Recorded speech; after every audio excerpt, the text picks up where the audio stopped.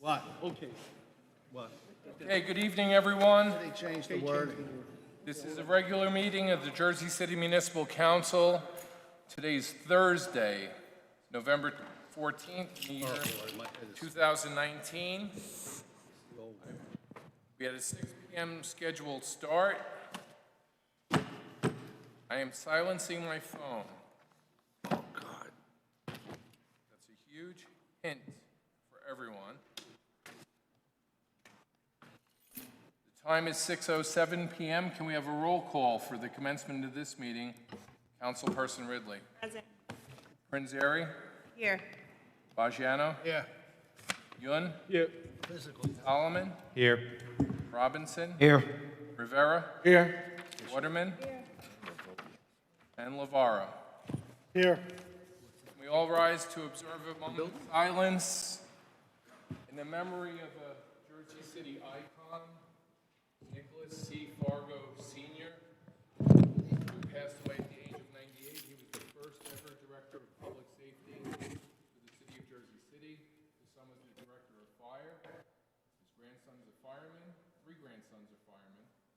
And our chief married into his family. 20 priests co-celebrated his funeral mass last week at OLM. So for Nicholas C. Fargo Sr. Lieutenant Jason Maynard, my college roommate, died in Boston. My mother's best friend, Miriam Maxine Reedon. Ellis DeCrease.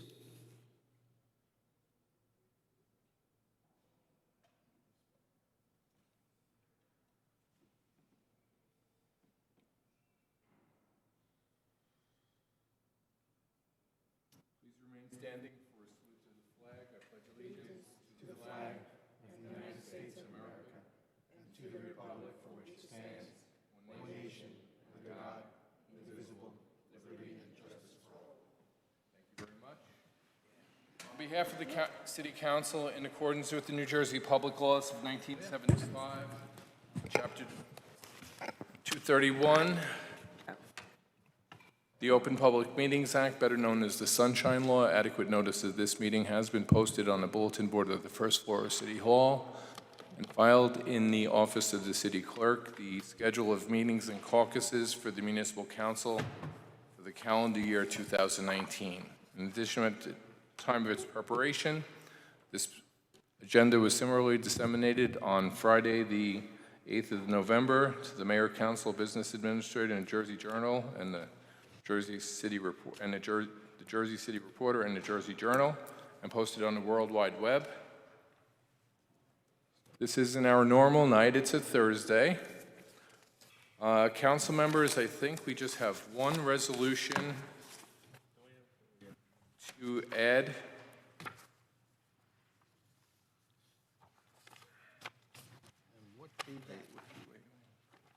Wait, we need to add 27 through 29. Do we have any other special intentions, any Do we presentations? have a copy of that, Robert? Robert, we have a copy of it? Pardon? We have no copies. So what is 27 through 29?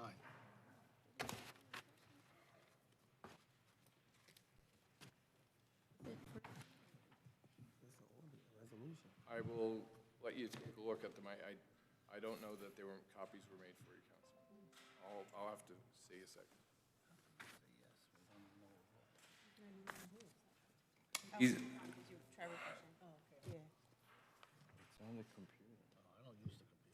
I do old-fashioned way, the American way. 10Z27 to 10Z29. Let me read their titles into the record.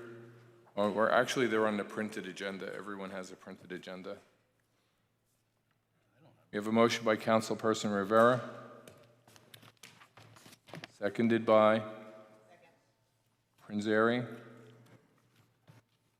You have it, Michael? No. No. It's on the computer. I don't have a computer. It's not on his computer. It's here, but On the motion to add these resolutions, Councilperson Ridley. do me a favor, before we do that, I just want to make sure that 1026 is authorizing award the open-end contract to Ken's Marine. That's Ken's Marine. We have 27 and 28 are executing discharges of mortgages at 177 and 97 Woodlawn Avenue, and the other is authorizing contracts with vendors for the delivery of substance abuse prevention and education programs for the Department of Health and Human Services. All right. Okay. On the motion, Councilperson Ridley? Aye. Prinzary? Aye. Fagiano? Aye. Yun? Aye. Solomon? Aye. Robinson? Aye. Rivera? Waterman? LeVar? Aye. Okay, the items are added. Got a pair of broken glasses here.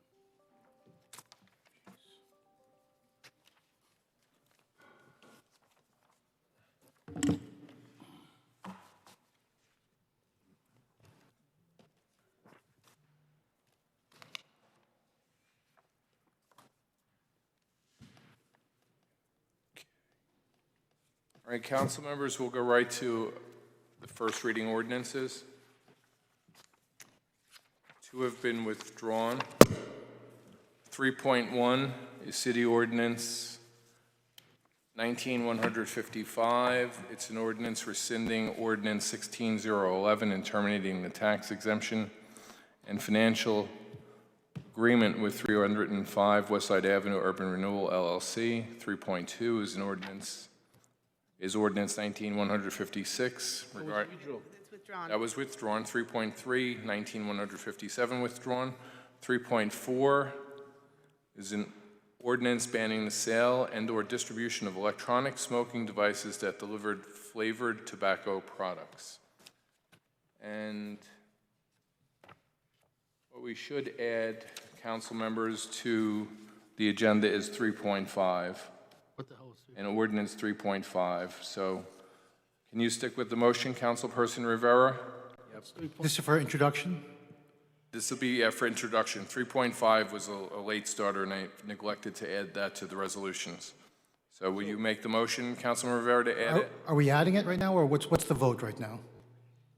It has been no vote. It can't Okay. be voted upon until 6 members of the council add 3.5. If I may, before we make the addition, can you just talk about 3.5 here? Yeah. So my apologies to the council on this late addition.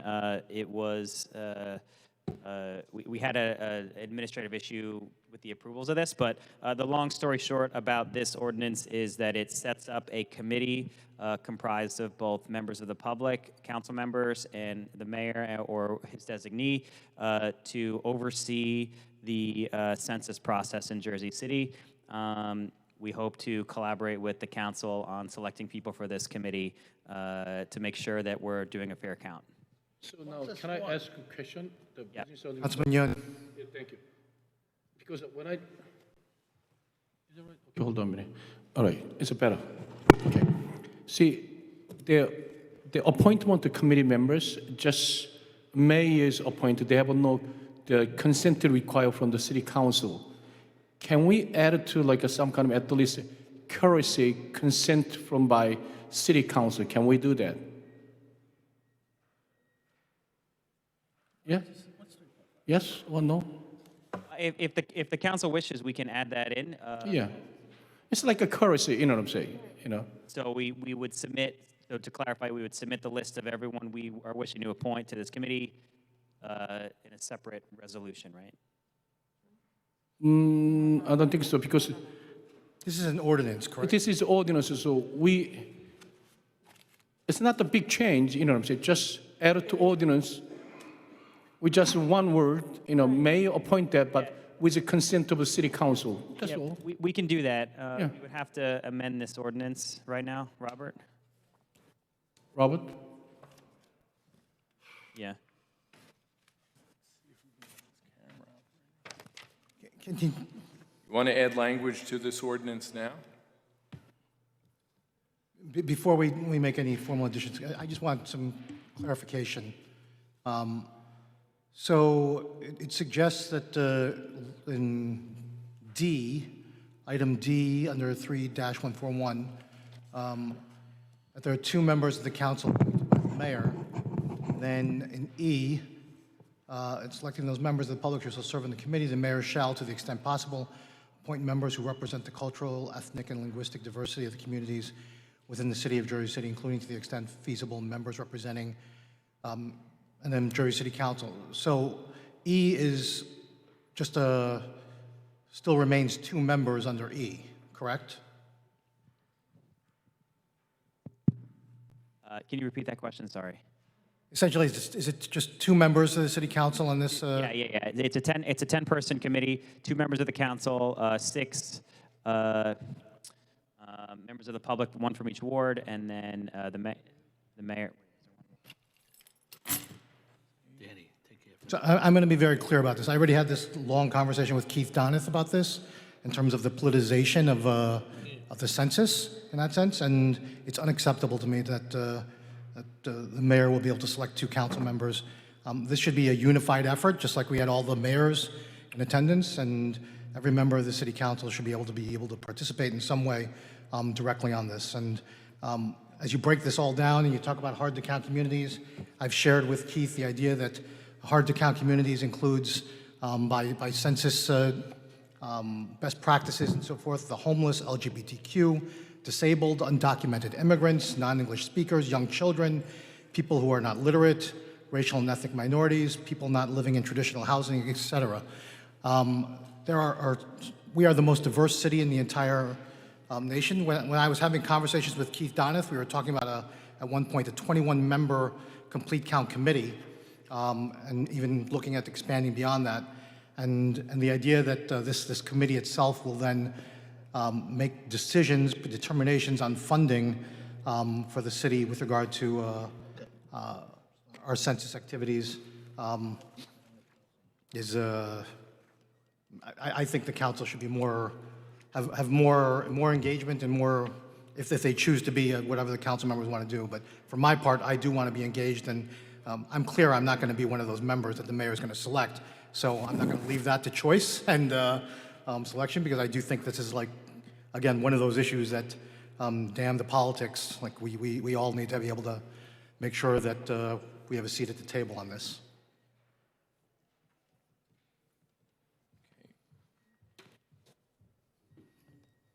Councilman Rivera, you made the motion to add, and Prinzary made the motion to add the other items.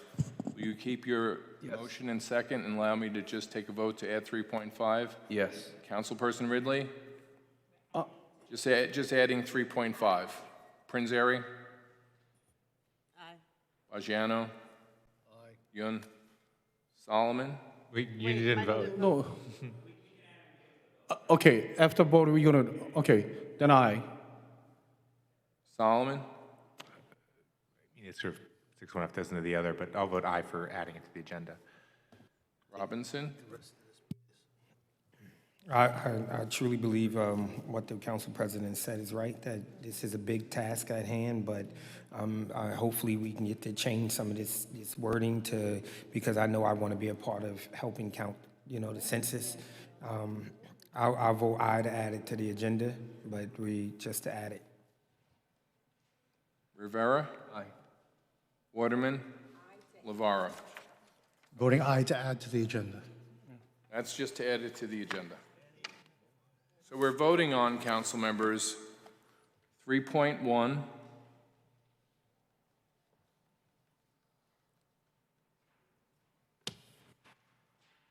and 3.4, and 3.5. 3.2 and 3.3 have been withdrawn. There's going to be some discussion on 3.5? Are we going as is? Yeah, look, I think if you're talking about 1 member or 10-member committee, put aside the city council, the immigrant community in and of itself in Jersey City, the most diverse city in the entire nation. Which immigrant community are we talking about? Are we talking about the Indian community, the Dominican community? Are we talking about the Filipino community? Are we talking about the Pakistani community? It can go up and down here, like endlessly on that. And frankly, I think everyone should be at the table on this. Again, it may be unwieldy and large, but I think it's just that important, and we just need to make sure, and I'm not talking about me, we want to depoliticize things, but you want to have strong leadership at the top, managing 20, 30 voices out there that are going to be a part of this, but I think with a shared vision and a shared goal, that can be accomplished, and we can have a very robust committee that will ensure that Jersey City is the highest, the largest city in the state of New Jersey. So, President, can I say, add to do that? Yeah, so I just, the two things, we can set up the committee, but the committee members, not just appointed by mayor, but even though mayor select committee, but they require consent by city council, number one. Number two, the committee, we have to give to them, they can able to set up the subcommittee. You know what I'm saying? Because I agree with just some part of the council president. You know, we have, probably 120 different, ethnic groups that live in Jersey City. You know, we try to even they bring up the committee, but we cannot with all. So at least some committees need, but also based on the committee, able to, the power to set up the subcommittee, based on, so if we add to the committee able to set up the subcommittee in the future, then I feel comfortable. So let me propose a couple of changes to this to the council to see if it makes sense. In the two possible changes. So one is in Part D, where it says appointed by the mayor, and then adding with advice and consent of the council. Yes. And then perhaps adding another phrase in Section E that says, or I'm not sure exactly how to word it, but something that would allow additional members of the to be added to this group. Not only added to, they can set up the subcommittee based on different ethnic, you know what I'm saying? That can be done by resolution. By resolution? Whatever is easy for, you know what I'm saying? An ad hoc committee on. So somebody give to some definition there. What is the right way to do? We got to put in the subcommittee, to in this ordinance, or we can set up the subcommittee by resolution. How about a change? Okay, so there's the advice and consent of the council. In Section E, it says, in selecting those members of the public who shall serve on the committee, the mayor shall, to the extent possible, maybe adding the word also after that. So it's sort of saying there's additional members that can be added that represent these other communities. Subcommittee, you know what I'm saying? Committee under that, based on case, they can set up another subcommittee under that, right?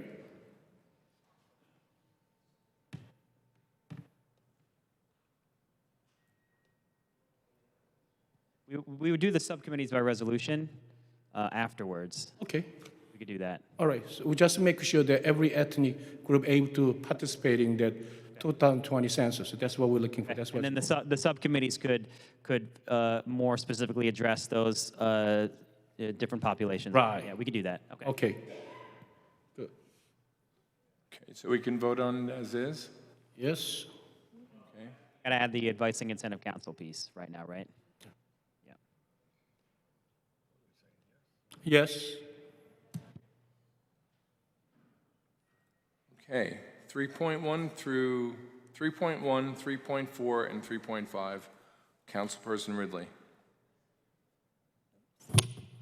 Aye for introduction.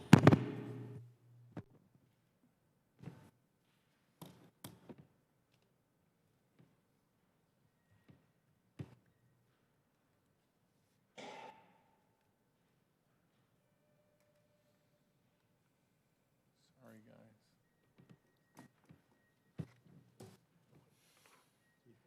It's a withdraw. The withdrawing.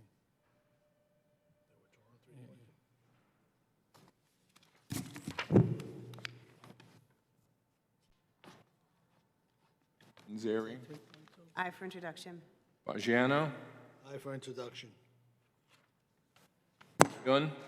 With that change, I vote for introduction. Solomon. I'm going to vote yes on 3.1 and 3.4 and no on 3.5. I just feel like if we had a chance to talk about this in caucus, Like, I'm not sure what this committee's doing. I don't know, do we have subcommittees? Do we not? How do you do it effectively? And the time to kind of work this all out is caucus. And so I'm going to vote no on 3.5.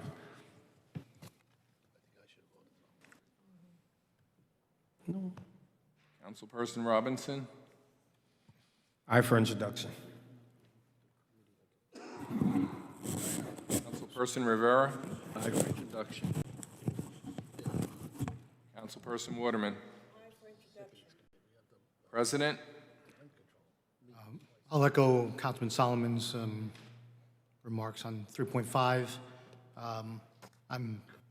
This seems, let me just say for the record, I've had numerous conversations with Keith Donath on the idea of establishing a complete count committee and went back and forth repeatedly on this. And so I was glad to see that moving forward with something regarding a complete count committee. I know things have changed and shifted with him moving to recreation and to another role.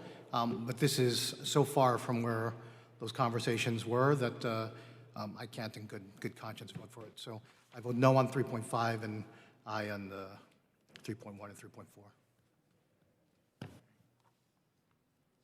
No on 3.5 and on balance. So 3.1, 9-0, 3.4, also 9-0, and 3.5, 7-0-2, excuse me, 7-1. Yes, sir.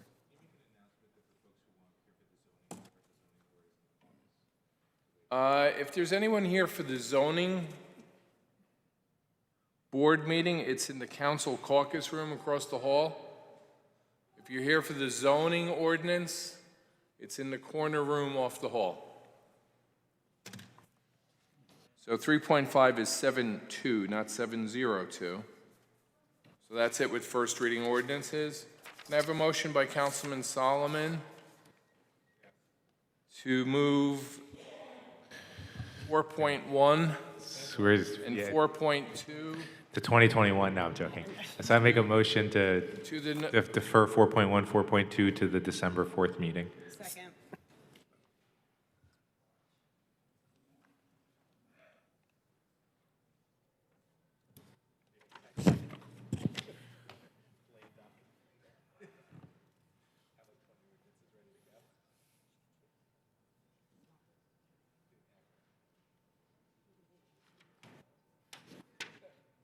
this is to add 4.1, 19,086, and 4.2, 19,128 to the December 4th, 2019 meeting. The reason this agenda indicates that the next meeting is Tuesday, November 26th is because the council is going to be expected to approve a resolution to move it to December 4th. Councilperson Ridley? Prinzeri? Did I hear you, Council? Aye. Prinzeri? Aye. Bajano? Aye. Yun? Aye. Solomon? Aye. Robinson? Vera? Aye. Waterman? Lavara? Aye. All right, so those items are out of contention for this evening.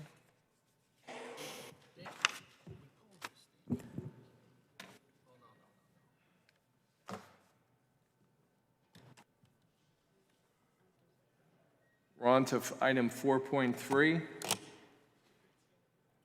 It's an ordinance of the Municipal Council of the City of Jersey City adopting amendments to the NJCU West Campus Redevelopment Plan.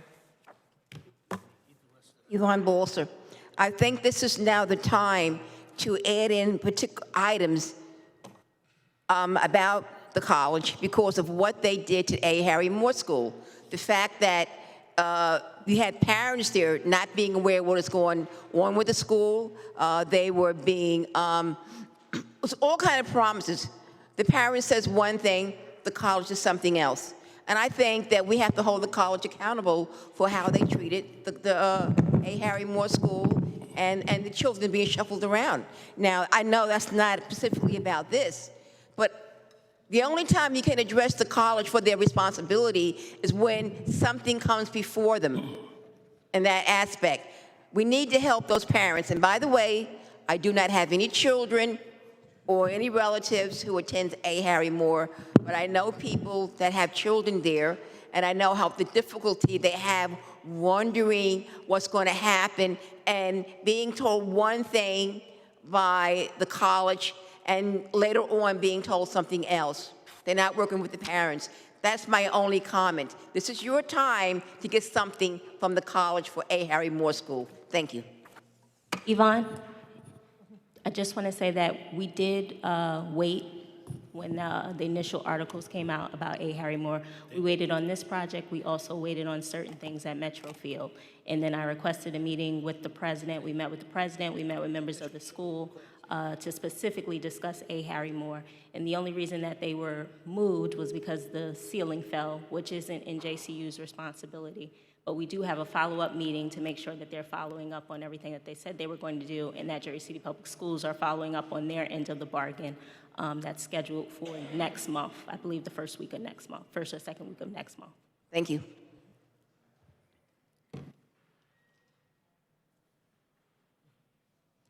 Thank you. I applaud what you're doing. I deal with kids every day. On next Friday, November 22nd, I'm giving out close to 500 coats across this community. That's the paper that I gave all you council people in this city. It's not in Ward F, not in Ward A, not in Ward B, C, D, or E. It's the city. I used to take children from Jersey City to Newark for recreation, for boxing. This is a beautiful, great thing that they're doing at that college, that we can take more kids. We need all the space. I'm working with our councilman, Ward F, that we get an indoor community place. We need this for our children. Our children, a 12-year-old kid died today in Ward F in his house. He had a heart attack. But these kids are not getting enough recreation, motivation. Things are going on sad in the city, and it's shame on us. Motion. Wait. Hold on.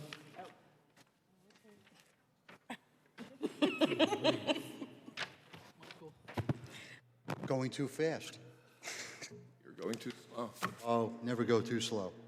Jeff Kaplowitz, Society Hill, Jersey City. Oh, how about now? Okay. Jeff Kaplowitz. I've stood in front of this council over many years speaking in favor of developments and opposing developments, all throughout every ward in Jersey City, because I believe that every community has a right to excel. And when each community and each ward excels, the city excels and becomes a better place to live. Ward A has been ignored for decades. And we've paid higher taxes and percentage that subsidized development downtown, Journal Square, and the Heights.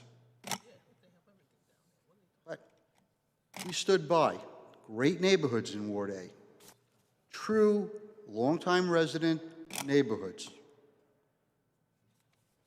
When this council votes on anything in each ward, they defer to the councilperson in that ward, because that councilperson knows their ward better than anybody else. They're in constant contact with residents, getting feedback, positive or negative. The two people on this dais know their area excellently. Councilwoman from Ward A and Councilwoman from Ward B, when it comes to University Place. We've sat back and watched money being spent on development, money spent on pedestrian walkways, open space parks, and yet Ward A hasn't seen anything. Now, we're starting to see development. We're starting to see things happening in Ward A that hasn't happened in my lifetime. People coming to us and wanting to build. The city of Jersey City spent over $100 million to buy 100 acres because they want to create a new neighborhood in Bayfront. University Place has put up buildings. This project that we're talking about, that you're going to ask and vote on an amendment for, is doing something unique in Jersey City. What they're doing is creating a performing arts center with a world-class company, the Joffrey. That puts Jersey City on the map, more than what we've had in years, and especially in Ward A. They're creating housing, and they're creating affordable housing in that development. They're creating open space for the city. They're donating space to the school children of our public schools. They're creating an idea of doing all this without a tax abatement. They're asking the city for nothing. Two councilwomen who have sat down and negotiated this deal should be applauded. We haven't seen that in development in Jersey City in years. So I ask you that this amendment to the West Campus redevelopment plan be approved as is. The councilwomen who know their neighborhoods, who support this, should be listened to, should not be underestimated that they didn't get a good deal. They did a great job, and this is something that will help Ward A, it will help Bayfront, and it will help Jersey City. I ask each and every one of you to support this because it helps Ward A, Ward B, and the city of Jersey City. Thank you.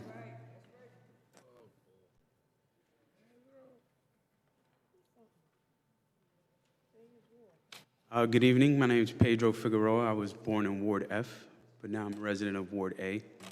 I applaud this, a little bit of both worlds.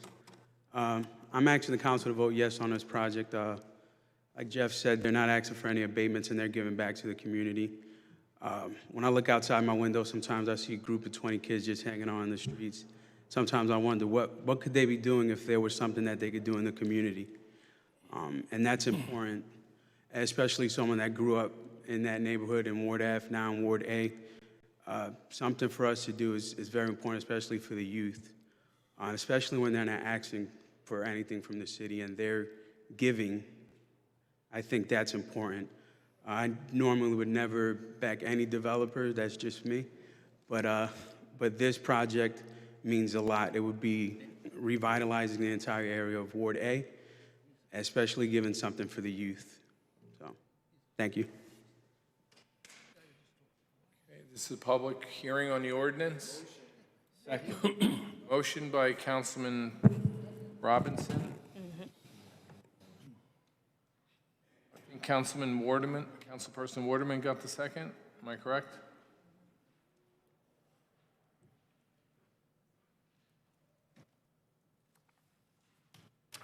Close the public hearing.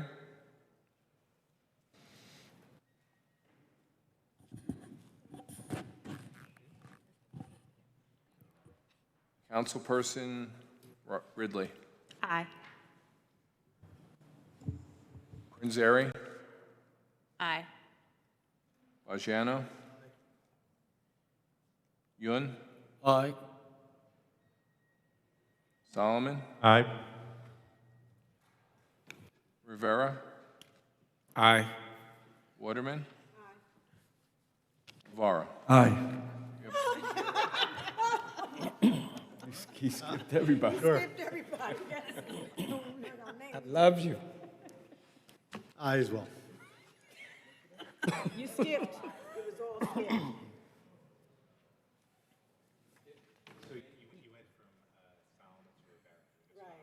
Yeah.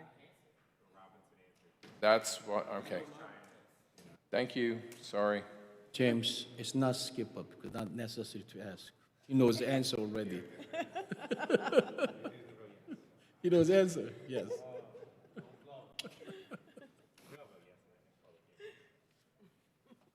All right, for final adoption, council members, I'll get it this. Before we take a final adoption, Council President? Yes. Okay. At the last council caucus meeting, I have a certain questions I addressed the issue, and NJCU didn't give any response back yet. So, anybody from the NJCU? They're here. Okay, please.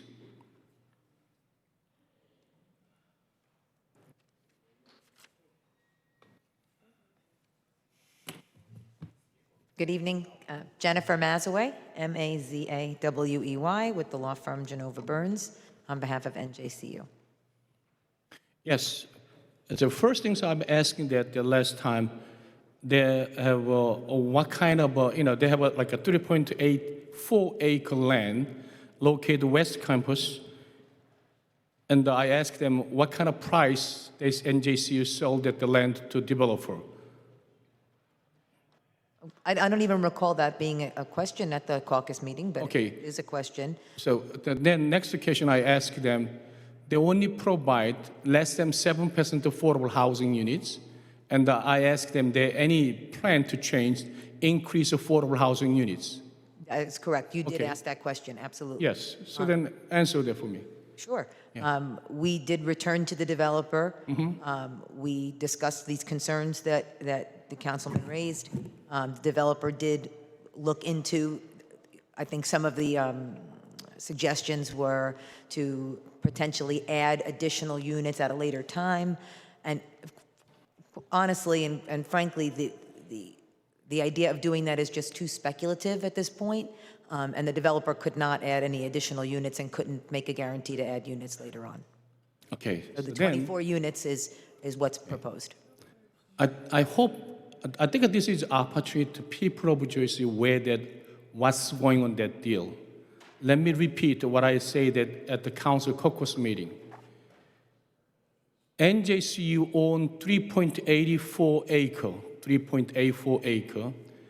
They say they're gonna sell the land to develop for $5 million. And developer pay $5 million NJCU for the land. After that, NJCU asks certain units of affordable housing, which is 23 units for affordable housing. In order to get the 23 units, NJCU pay back to developer $3 million. That's not correct. That's not correct, because No. that's the way they told me. The initial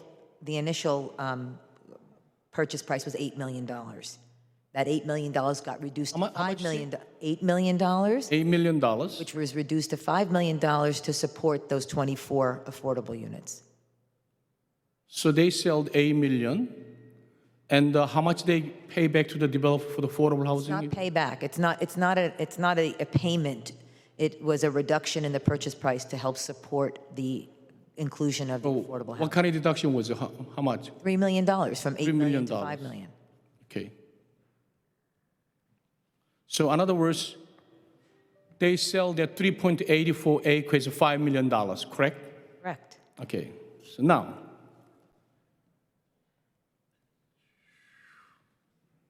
so $3 million divided by 23 units. 24 units. 24 units. So $3 million divided by 24 units. How much is come up? Almost $120,000, $140,000? I don't know. Yeah, approximately. Now, you look at the next step. It's very interesting. The developer going to build for performing arts center for the NJCU. They cost probably around $48 million. correct? Is that right? I don't have the exact numbers with me, but that sounds about right. It sounds like that. So if you see the whole deal, NJCU, I scratch my head, they give away 3.84 acres land, just $5 million at their location. And even though developer build for PAC, Performing Arts Center, NJCU will be paid for that. But meantime, the developer, their land, supposedly not allowed to build residential units at all because that area actually only for performing arts centers. So that developer now, through this amended redevelopment plan, he able to build 343 market rate rental. Minus the 24 affordable. Yes, so not 319, 343 market, correct. 319, but they get financial support from NJCU, $3 million. So end of the day. Which also results in a tax rateable for the city, which they don't have right now. Yes, don't worry about tax rate. Okay. You know what I'm saying? When they develop, worry about our tax revenue, I'm scratching my head. So I'm now. not worried about it. I'm just sharing with you Yes, that there's. it's okay, $1.2 million a year. You know, so now, what 1.3 that means that this whole deal, they have no winner other than developer. The So now- university, the Performing Arts Center and the Center for Music, Dance, and Theater would not be built. Yes, but without that deal, that if NJCU pay for that, $50 million, pay for the developer build the Performing Arts Center, then they can build themselves. So now, I'm going to tell you this is the interesting one. Whole deal is not for the NJCU not financial any gain. City of Jersey not that much gain, but meantime, only one party, which is developer, get gift. Yesterday, we have a rent control committee. Who was there? James Solomon, council president, myself, and the Mira was, right? Councilwoman Mira, I'm sorry. Mira was there. At the time, Cornell University professor make a very good statement. Zoning change, amend the development, those is asset to city of municipal government. That's the time city can ask them certain affordable housing units or rent control. But this time, the other hand, this city council set up the committee, talk about include zoning to try to bring up to every development more than certain unit, provide 20 units of affordable housing units. Now, if we give the exemption for this one, then when we talk of other units, include zoning, we're going to give the variance, but we only ask 20% to other place than this one, but this one meantime get 7% only. So when you see the whole picture citywide, the issue is a fairness issue. And also, NJCU promised to us variety community service contribution. When I read that, You have a question? yes, so I'm going to ask this. Ask them, when you provide variety community contribution, I ask them, spells out. If they say, we're going to do performing so-and-so, how many times a year, which age, something more like a specific item and the prompt writing. Other than that, based on our experience, even they not provide, even say that Henry Moore schools, every year, holiday time, they issue pink slip to their teachers and the parents. I mean, really. Listen, I support the project. It's a great project. City of Jersey, about time to deserve to have performance center, NJCU. But what City of Jersey get out from this deal, we got actually nothing. That's what I'm saying. You know, You want- this do is you a want me to time. respond to There's that? not I- was yeah. there a- Question? No? Do you want me to respond? Yes, you can do Want that. to. yeah. I don't know if there was a question specifically, but Yeah, it's not, I it's don't, more of a statement. it was a statement, but Yes, it doesn't matter, but, Okay, please respond. yeah, go ahead, whatever you want to say, yeah. well, what I was going to say is that there will be an agreement, as we discussed at the caucus. And following the caucus, we also have met with the JCRA, so the redeveloper will be entering into a redevelopment agreement related to the apartments. And the university will be entering into an agreement with the city. And it's in that agreement that we will lay out more particularly those community benefits that are in the redevelopment amendment, and we'll lay those out more. And that's always been our position from the beginning, that we want to work with the city, and we're happy to enter into such an agreement. So, So I want to just make sure that our law department, when they, JCI drafted that agreement, I don't want just to hear that they're going to provide art, a ballet class. I don't want to hear that. I want to make sure clear if they provide art class, what kind of art class they provide, how many times a year, who is, so more specific information they should be lined up. Other than that, I'm not feel comfortable. But anyhow, long story make short, it's a great project, good to have it. Thank you. But I feel like City of Jersey should get more out of affordable housing units, but less than 7%, I'm feeling not comfortable with that. thank you. Okay. That's it. You have any other comments? No. Oh, and Okay. Anyone else have questions or comments before we call for the vote? motion. Let's call for the vote. Made the motion. No, it's calling for the vote. It's closed already. Oh. We brought up Ms. Mazaway after we had closed. I apologize. Let's get this camera going the right way.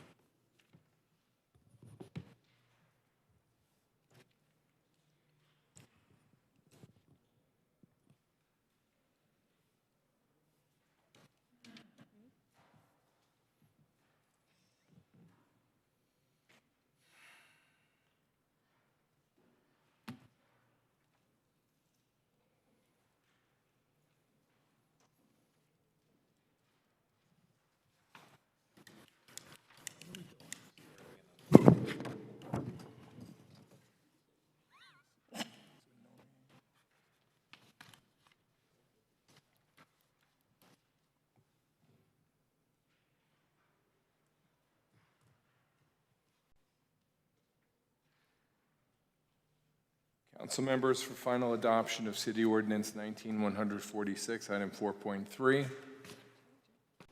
camera is still...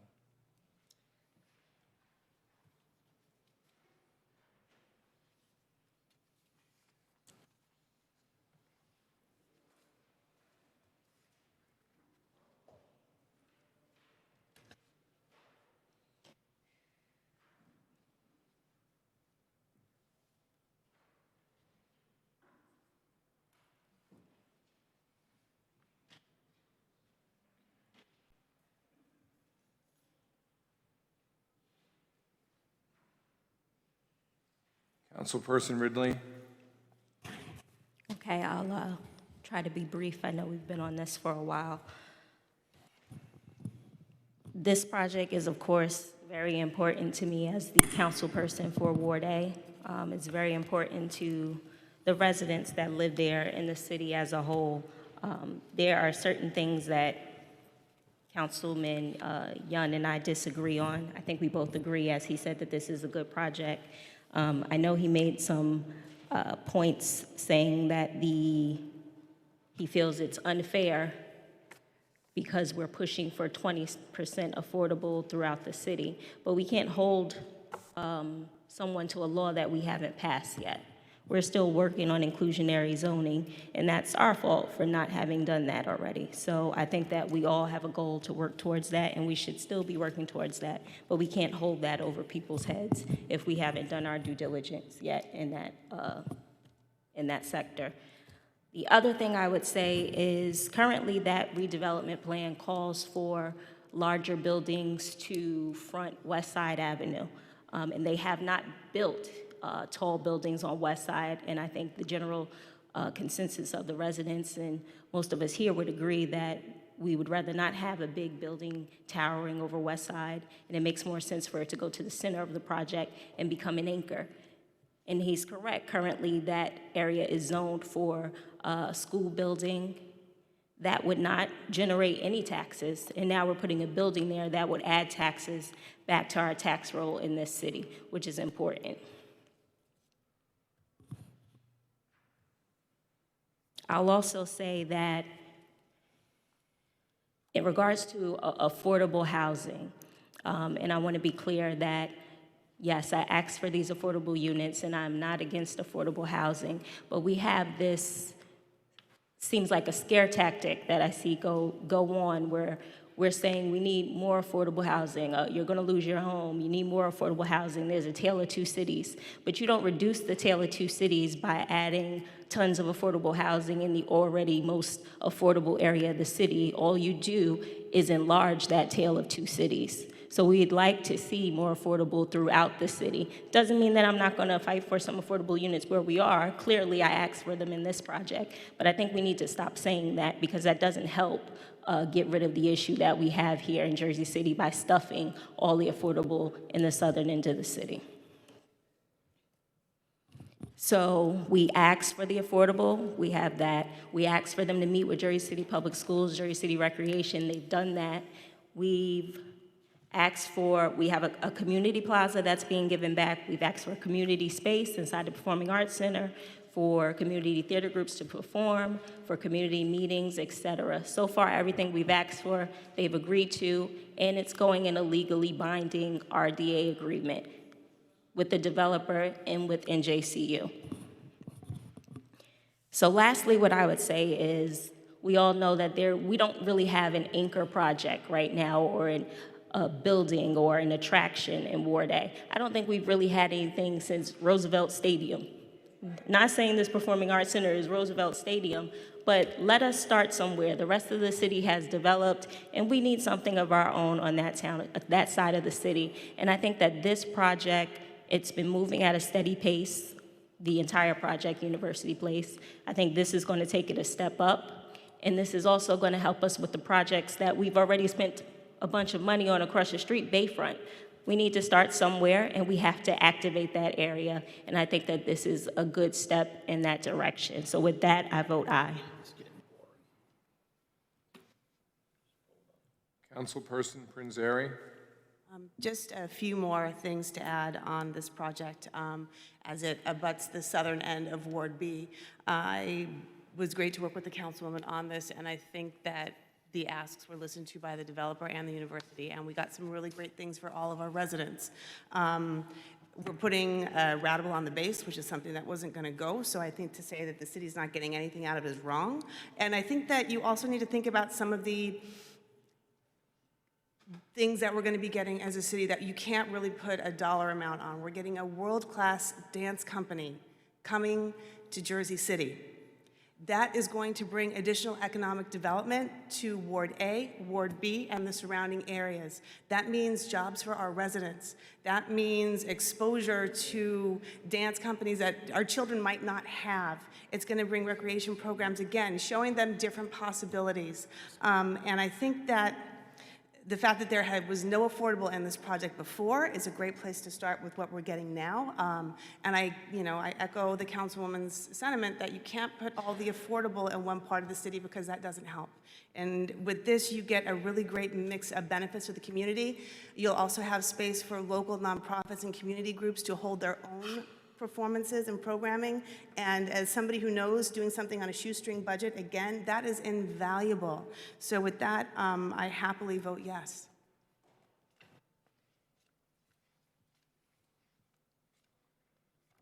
Councilman Bajano. Aye. Ewan. I'm not against any project.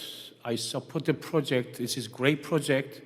But we have to know that they say they're going to bring in the world-class ballet company in Jersey City.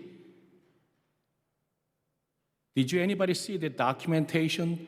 They say they're going to guarantee come to Jersey City. Come on. That part of the rule is that they create inclusion. And also, I'm going to tell you one thing. I'm not against the project, but this is the opportunity the city to get some more, not only affordable housing, we can create some workforce unit too, to give to them some opportunity to every income level for some kind of housing. Because of that, I have some issue for this project, not because of project itself. So because of that, I feel like City of Jersey City gets shortchanged by this deal and give the opportunity to develop, make a 319 market rates apartment build, but we get actually nothing, not benefit. So because of that, I vote for no.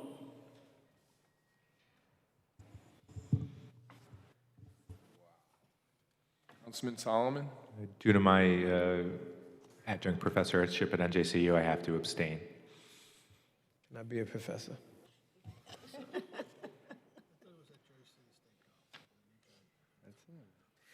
Jennifer, one question. How much is the community benefit, the community give back the center? How much was that? Do you have a number for that? The Performing Arts Center?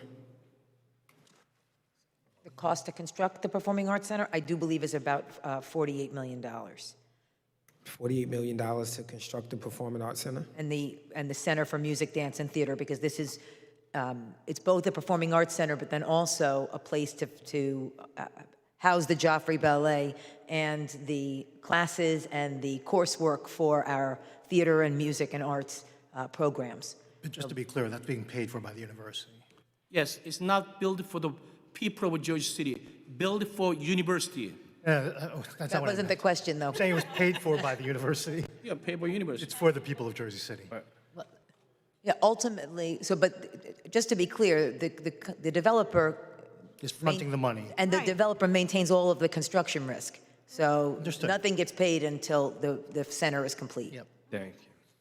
I just asked because if you had 20%, it'd be about 70 units of affordable housing. And, you know, we were letting people buy out of houses, affordable housing for a long time downtown at $15,000 a piece. And if you do that, it's only $1 million. So I think that Jersey City is getting a win. I think the council people, Ward A and Ward B, did a tremendous job getting this done and bringing this to Jersey City. Anytime you have development on a hill or whatever you call the south side of Jersey City without to fix blighted land where it's been empty for a long time and without an abatement, I applaud everybody involved. I have a lot of land in Ward F that we're trying to get built, and we want to see the same thing come to Ward F. So thank you, council members. I vote aye.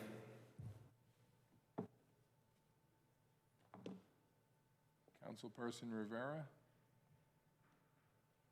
Wards A and Wards B, you guys did an amazing job, and you know, this project is top of the line, and Ward A, it's about time, you know, and this is what that area needs, and it's amazing. So I want to thank both of you guys for a job well done. I vote aye.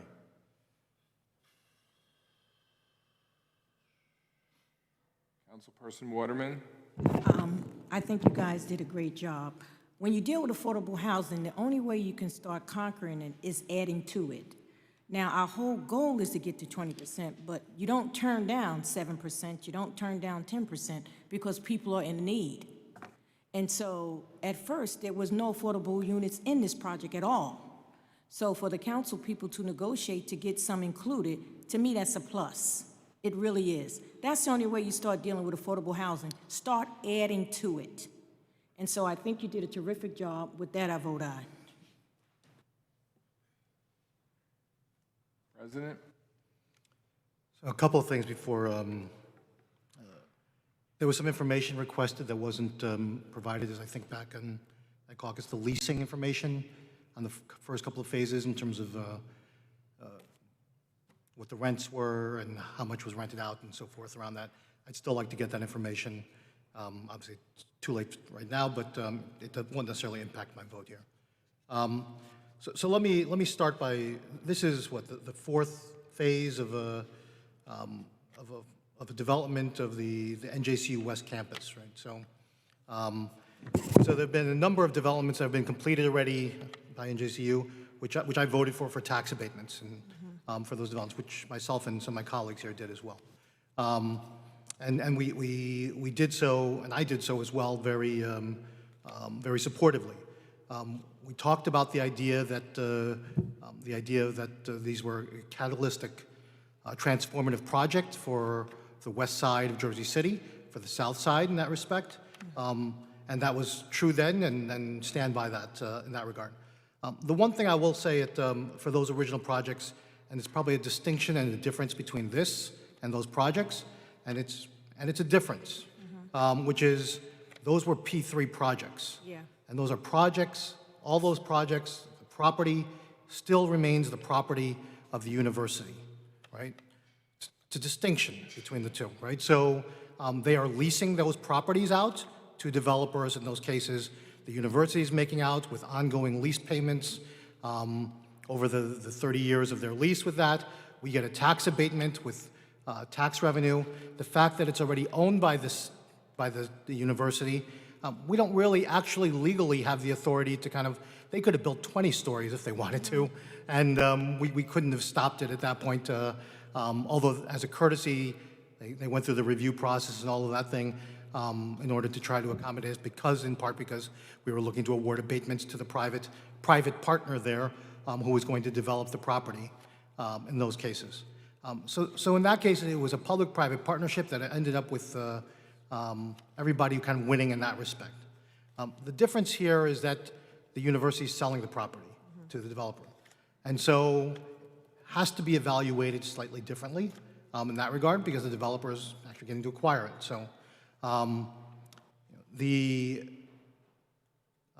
acquisition price and all of that around that, you said it was $5 million, is that correct? 8 million days. 8 million, I'm sorry, and then you gave back 3? For the affordable. Right, for the affordable. So ultimately, they made 5.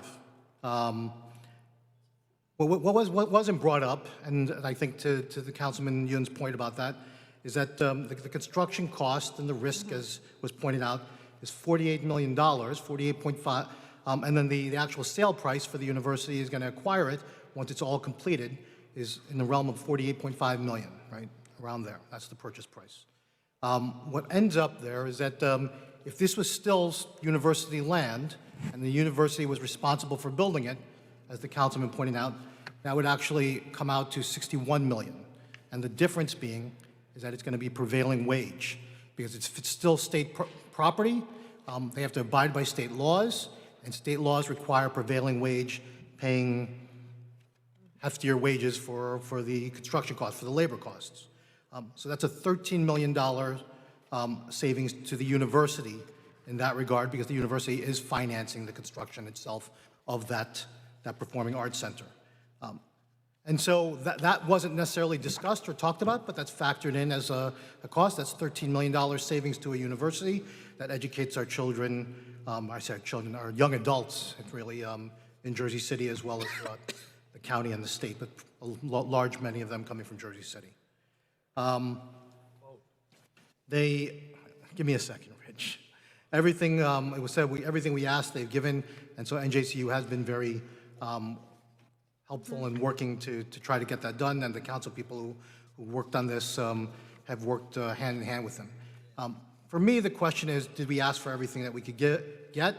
And I'm not going to suggest that we didn't. I think, but when I look at kind of the fiscal analysis, and I'm going to say this for the record, that this fiscal analysis was requested probably 4 weeks ago, approximately. We received it at the earliest on Friday when it was finally released. And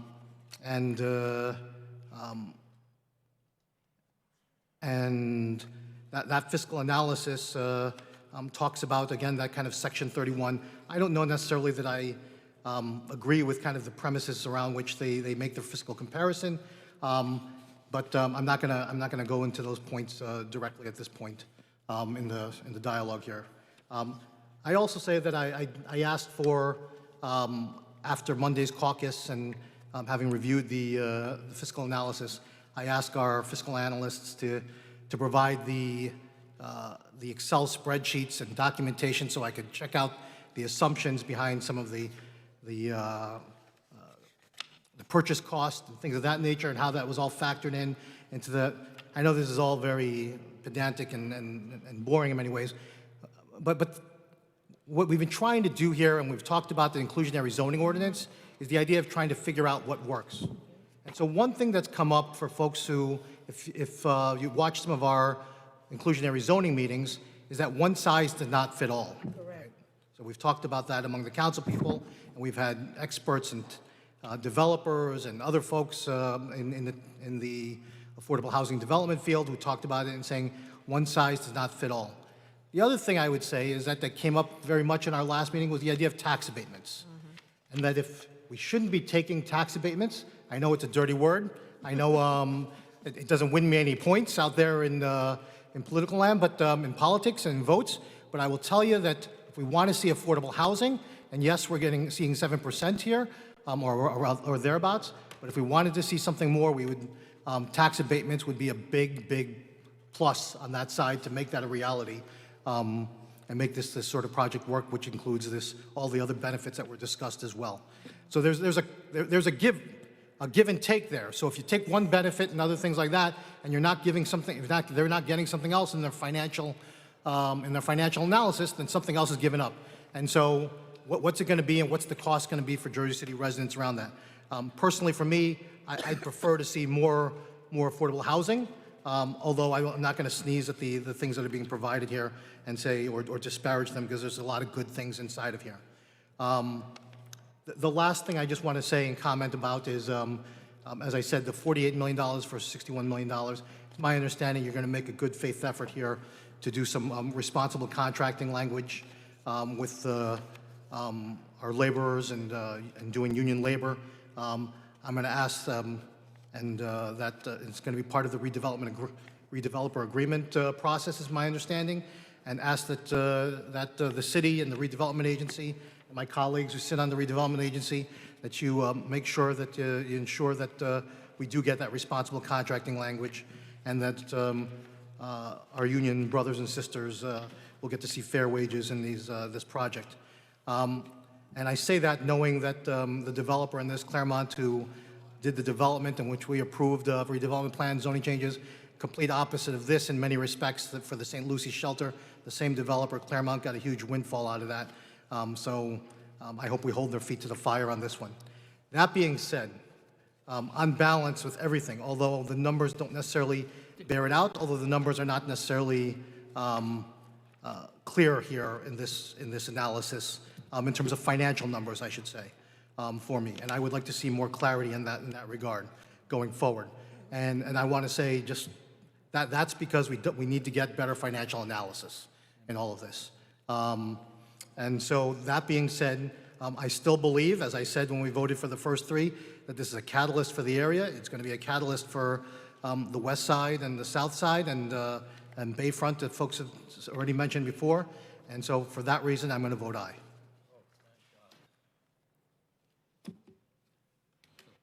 We have a 7-1-1 vote for the adoption. City Ordinance 19146, item 4.3. No by Councilperson Yun, and abstention by Councilman Solomon. Because they should have done that at the caucus meeting. Council members, we are on to item 4.4. It's an ordinance of the Municipal Council of the City of Jersey City adopting amendments to the neighborhood commercial district zone. This is a public hearing on the ordinance. Are there any members of the public wishing to be heard? Motion. We have a motion by Councilperson Rivera, seconded by I was running up here. You know what I'm saying? No. I was running up here. Yeah. Go ahead, Jean. I just have one question. Because I didn't have a chance to read the ordinances, can anyone explain what this is, just to the audience members? What this ordinance is entailing, the amendments to the neighborhood commercial district zone? I mean, Could you let me, I'm sorry, did I ask them? No. Oh, Mr. Lavarro, excuse me, Council President. Yep. Would you be able to quickly articulate or illuminate what the actual amendments are? There's a fact sheet that comes with every ordinance. If you want, we'll get you a copy of that, but it talks about facilitate corrective zoning and encourage development aligned with the character of the Jersey City's neighborhood commercial districts. Amendments include updates to the purpose, permitted uses, bulk, and parking standards of the neighborhood commercial district zone. Okay, thank you. Okay. Motion. And a motion by, let me get the camera back. Who's motioning? I heard the motion by Councilman Rivera, seconded by Councilman Robinson. Let me get the camera back. Where it belongs, please.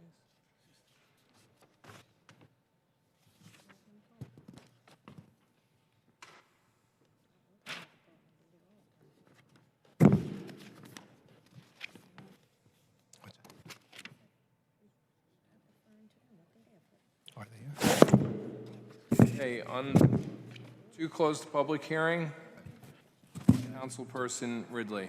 Aye. Prinzary. Aye. Bajano. Yun. Aye. Solomon. Aye. Robinson. Rivera. Aye. Waterman. Aye. Lavara. Aye. We've closed the public hearing, 9-0.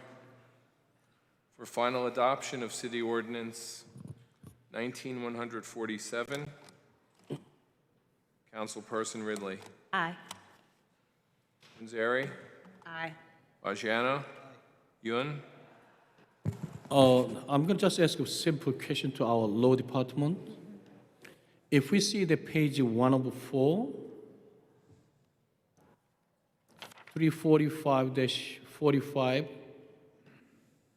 it's a neighbor commercial district purpose, and we cross out these areas are located along the Central Avenue, Newark Avenue, McKinney, so and so. Oh, I'm sorry. Sorry. Okay, page 104, 345-45, neighborhood commercial district, A, purpose, and they deleted.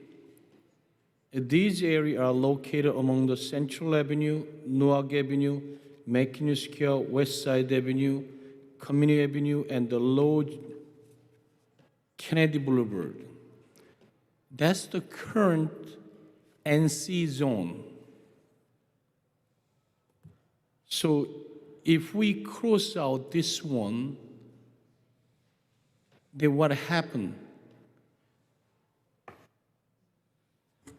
mean, this particular ordinance was presented by, I believe it was the planning The department. planning department, because this is a current NC zone. Now, when they cross out, I'm scratching my head. You know,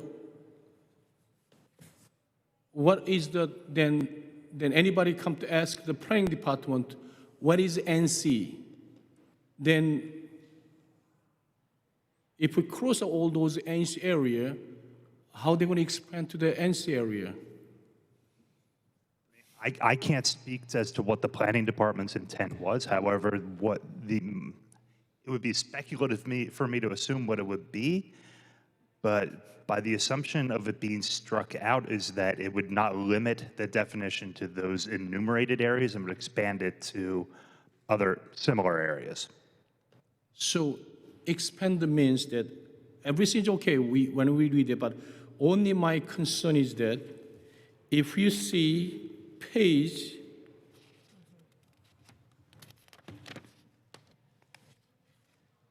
304, they have F. Number 4, for all the lots located on Kennedy Boulevard. So now, this is, I'm pretty sure other council members are aware they were not. For all the lots located on Kennedy Boulevard. So in other words, we create a new, totally new actually zone. So now, residential use all provide the minimum 0.3 space per bedroom. So any building built Kennedy Boulevard, the parking require 0.3 space per bedroom. That is our objection. Because especially when you say Kennedy Boulevard in the Heights area, if we allowed only 0.3 parking space, we're in trouble because there's no place to park the car.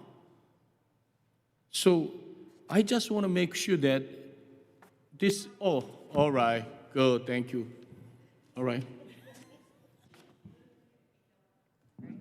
Yeah. Can't you? Question number 1. Question number 1. NZ zone, page 104. We deleted NC zone area in Jersey City. Central Avenue, Newark Avenue, McKinney, all those things we remove from the. So in other words, remove all this one, and the page 3 of 4, F4, for all lots located on Kennedy Boulevard. In other words, you create to sound like a new neighbor commercial zone. So the only thing that we did when we removed the language that has Central Avenue and Newark Avenue is we cleaned up the purpose because we didn't want it to be too specific, because the NC zone also incorporates Fairmont Avenue. In some places, it's not any of those streets. So we So just then let me wanted ask you, to- you say Fairmont Avenue. The current zone is the Fairmont Avenue's NC? Yeah, we didn't change the zone, we just changed the purpose, and we just, instead of having a location in the purpose, we just stated the purpose of the neighborhood commercial, which is just a ground floor commercial, more walkable, you know, that. And so because we felt that those, the list of streets was actually not accurate, we just got rid of it altogether. So it's controlled by the map. If the map says it's in the NC zone, it's in the NC zone. So then let me ask you this way. From the State Highway, Kennedy State Highway to Secaucus, or the borderline of that, Union City, is NC or R1? Oh, well, in the Currently is R1. In the south, it's NC. In the north, it's R1. Kennedy Boulevard is tricky, but the reason it's differentiated in the ordinance is because of parking. Because in the areas that are in south of the city on Kennedy Boulevard, the access to public transit or mass transit isn't as readily available as it is on Central, on Newark. So we made the parking requirements, you know, actually stronger, more required. So we have a couple of projects actually present in the community meeting in the Kennedy Boulevard. When they talk about 0.3 parking space, whole neighbor going crazy. Because especially Kennedy Boulevard, west side, the western slope, they have no place to park the car whatsoever. But there's no NC on Kennedy Boulevard in the Heights. That's what I'm saying. So I just want to make sure you can delete it NC zone, current NC zone, but in not creative Kennedy Boulevard, State Highway to Secaucus Road as not NC, just R1. It's R1. So as a current zone, right? Yep. Good. I vote for aye. Thank you, Tanya. Yeah, oh God, I'm going to make sure. Thank you.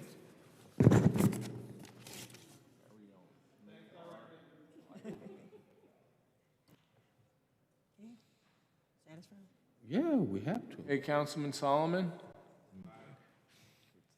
I vote aye. Just for example, one of the issues with this is there weren't height requirements. So some developers would go on an NC project and propose a 20-story floor, just so they could kind of negotiate a better deal. So this closes some of those loopholes. So I think it's a good bill.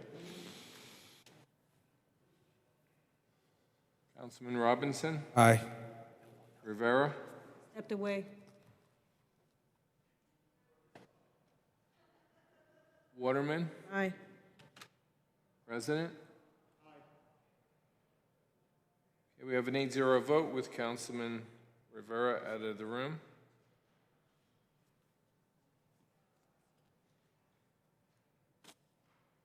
Council members, our next ordinance is City Ordinance 19150. It's an ordinance amending Chapter 332, Vehicles and Traffic, Article 8, Permit Parking, limiting the issuance of on-street residential parking permits to properties within the Journal Square 2060 redevelopment plan area available for occupancy on or before December 31st, 2019. And 2, amending Chapter 257, property transfers to require disclosure of this prohibition to residents of these buildings. Yvonne Balser, I have a question. Will there be any commercial establishment in this particular area at all? I'm sorry? Will there be any commercial establishment within this particular area here?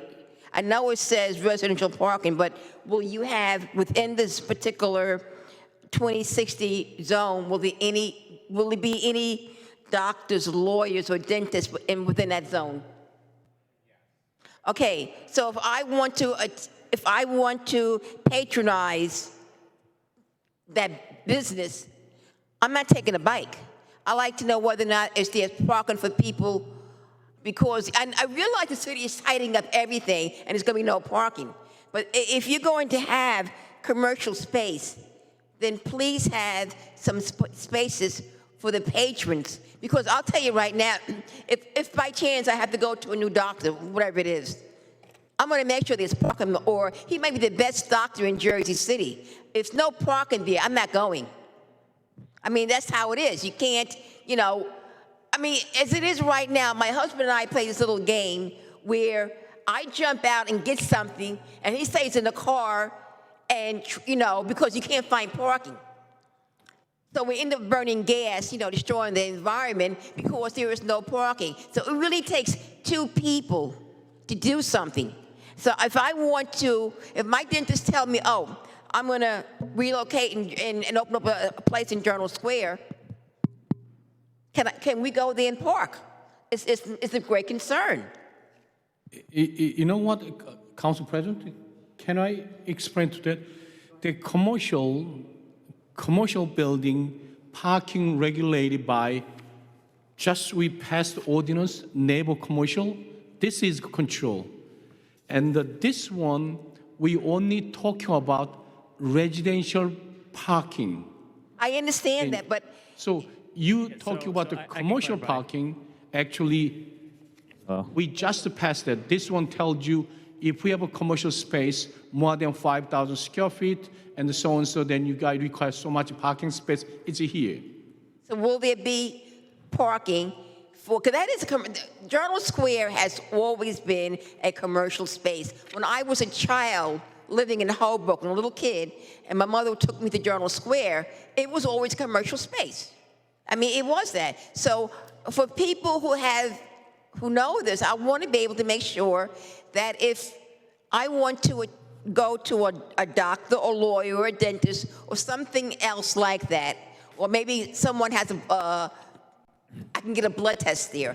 I don't want to be able to wonder whether or not I have to, got to be a tag team with my husband and myself to do things. Will there be parking for the people who if you're going to have commercial space? That's the only thing I'm concerned about.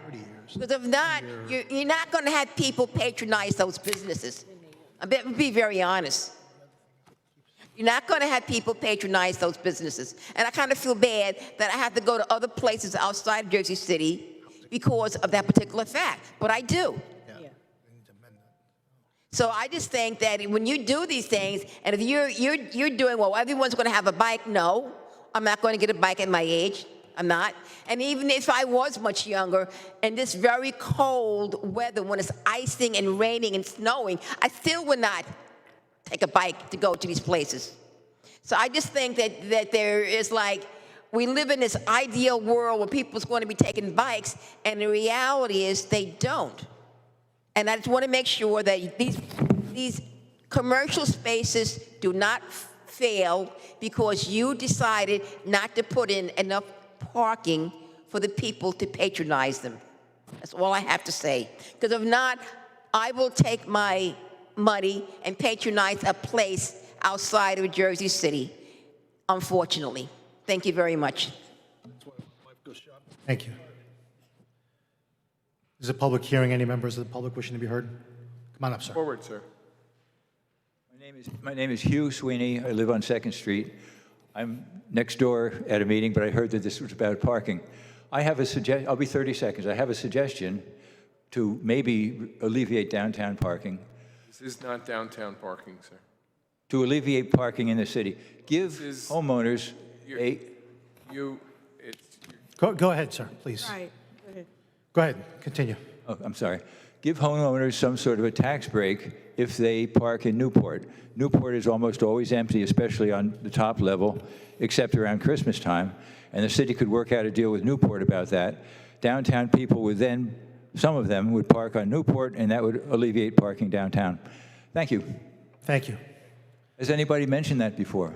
But you know, I had Not on mentioned this that with- ordinance. You know what, just to answer your question, New York, when I dealt with Newport, because I dealt when I first got elected, the problem is people park their cars there and go to New York.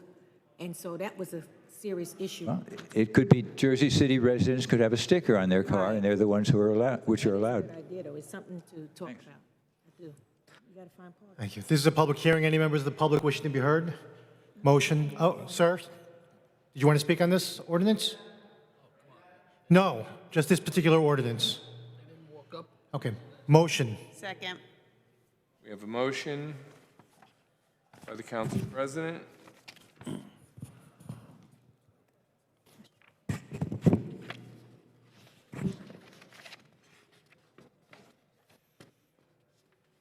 Seconded by Prince Airy.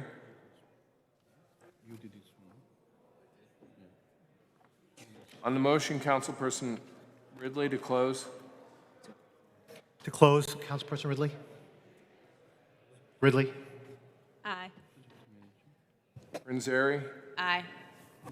Fagiano. Aye. Yun. Aye. Solomon. Aye. Robinson. Aye. Rivera. He stepped away. Waterman. Aye. Lavaro. Aye. We have an 8-0 vote. Close the public hearing. For final adoption, Councilperson Prince. Aye. Ridley. Prince Airy. Aye. Fagiano. Aye. Yun. I can say that Councilman Richie Bojano did a wonderful job for this ordinance, and he fighted for parking issue in Journal Square 26th plan. Finally, he reached some goal. I thank to Councilman Richie Bojano. His great job he delivered to the resident of Ward C. Good job. I'll vote for aye.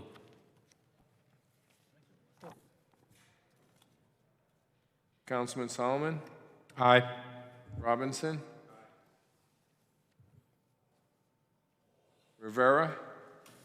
He's still away. Waterman. Aye. President. Aye.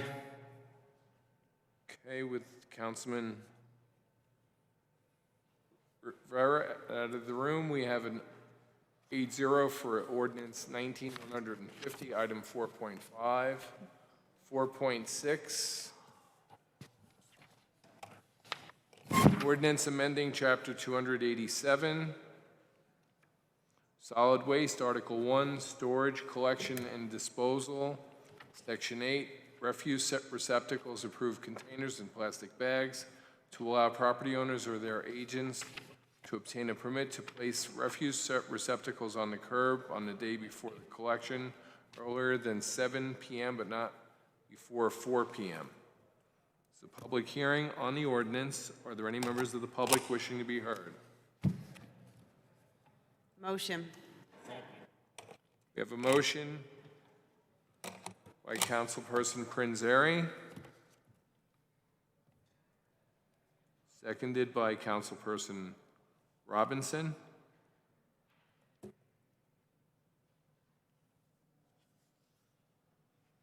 Councilperson Ridley.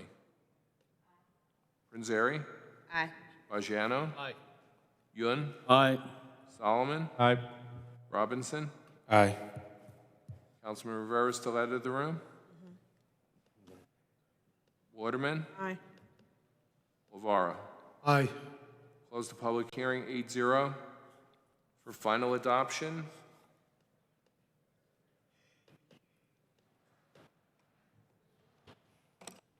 Councilperson Ridley. Renzeri? Aye. Bajano? Aye. Yun? This is another great job done by Councilman Rich Bojano. Really. You know, this is a protect the small business owners citywide. And he always go around to listen to people. This is a proof that she's the wonderful job. I got thank you to Councilman Rich Bojano. And this is company I heard from the lot of small business community from Jersey City, you know. So I can say that thank you to Councilman Richard Bojano. He did a wonderful job. Good job. Mike. I'll vote for aye. Councilman Solomon? Aye.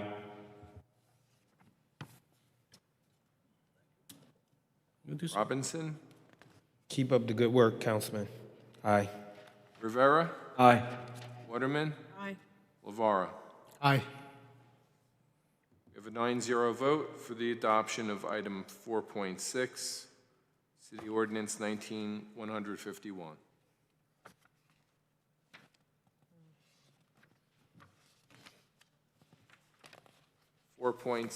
City Ordinance 19-152, an ordinance supplementing Chapter 332, Vehicles and Traffic, Article 2, Traffic Regulations, Section 332-9, stop intersections, designating Prescott Street and Park Street as an all-way stop intersection. This is a public hearing on the ordinance. Are there any members of the public wishing to be heard? Motion. Second. We have a motion by Councilperson Waterman, seconded by Councilperson Prinzeri. To close the public hearing, Councilperson Ridley. Aye. Prinzeri. Aye. Bajano. Aye. Yun. Aye. Solomon. Robinson. Aye. Rivera. Aye. Waterman. Aye. Lavaro. This is used. Aye. We have a 9-0 vote to close the public hearing. For final adoption, Councilperson Ridley. Aye. Prinzeri. Aye. Bajano. Aye. Yun. Aye. Solomon. Robinson.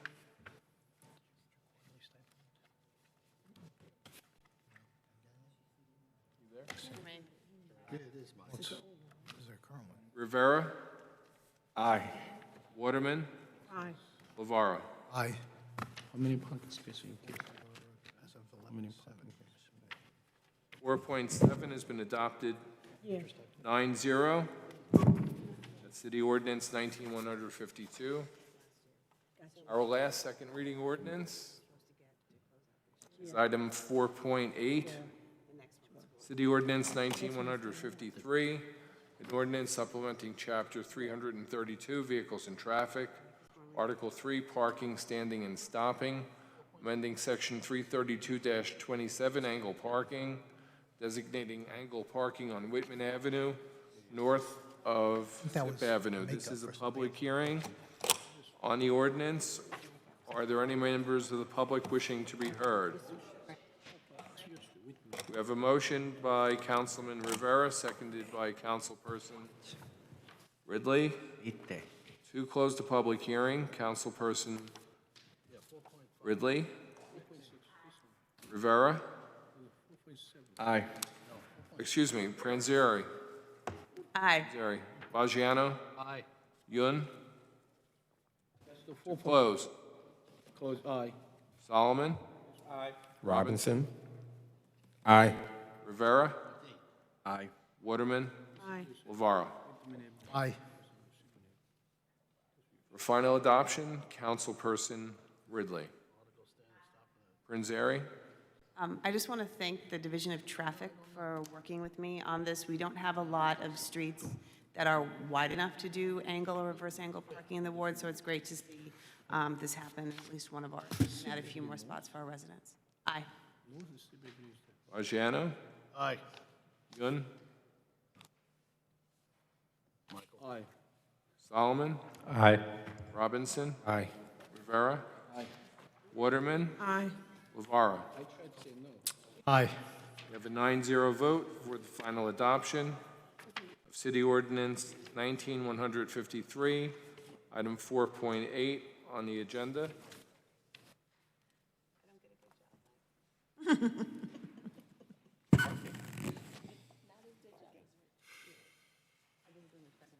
Engineering, just pump it up. Why are we going 6:30 here? Yeah. Why are we going to 6:30? Okay, council members, we're to the public request for hearing.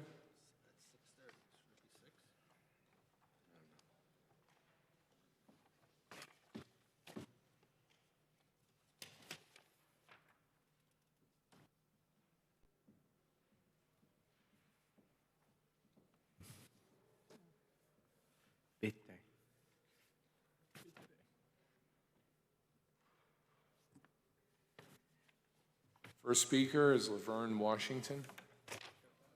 Not here. Kurt Johnson.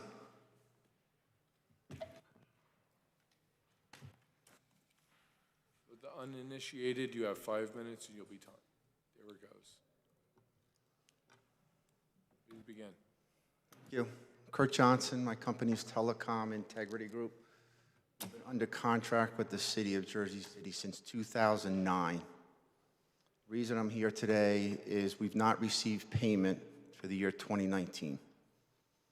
I've escalated to your purchasing department, to your IT department, who I performed the work for, to your business administrator, to your assistant business administrator, and to your mayor. I have not received a response from anyone. The nature of our work is we do telecom auditing, and what that means is we review the phone bills for the city, specifically the IT department and public safety.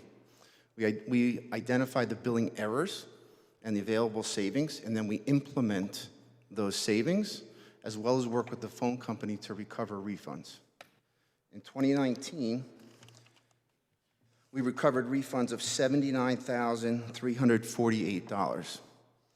And we implemented, thank you, and we implemented $51,758 in annual savings. We've not been paid our commission on that. Our commission per the contract, which was approved by City Council back in 2016, some of your faces I remember, called for a 20% contingency fee. For some reason, we have not been paid. I'm working with Bernadette. Mr. Platt? Mr. Platt will not return my phone calls or emails. So we've submitted the invoices. We send them to the IT department. I work with Bernadette Kajarska, excuse me for the pronunciation, Shirley Marcano. They've reviewed them. They receive them. We've not been paid. I was informed by Bernadette roughly a week ago. The resolution would be on this meeting agenda. It's not. So I'm trying to find out what in the world we have to do in order to get paid.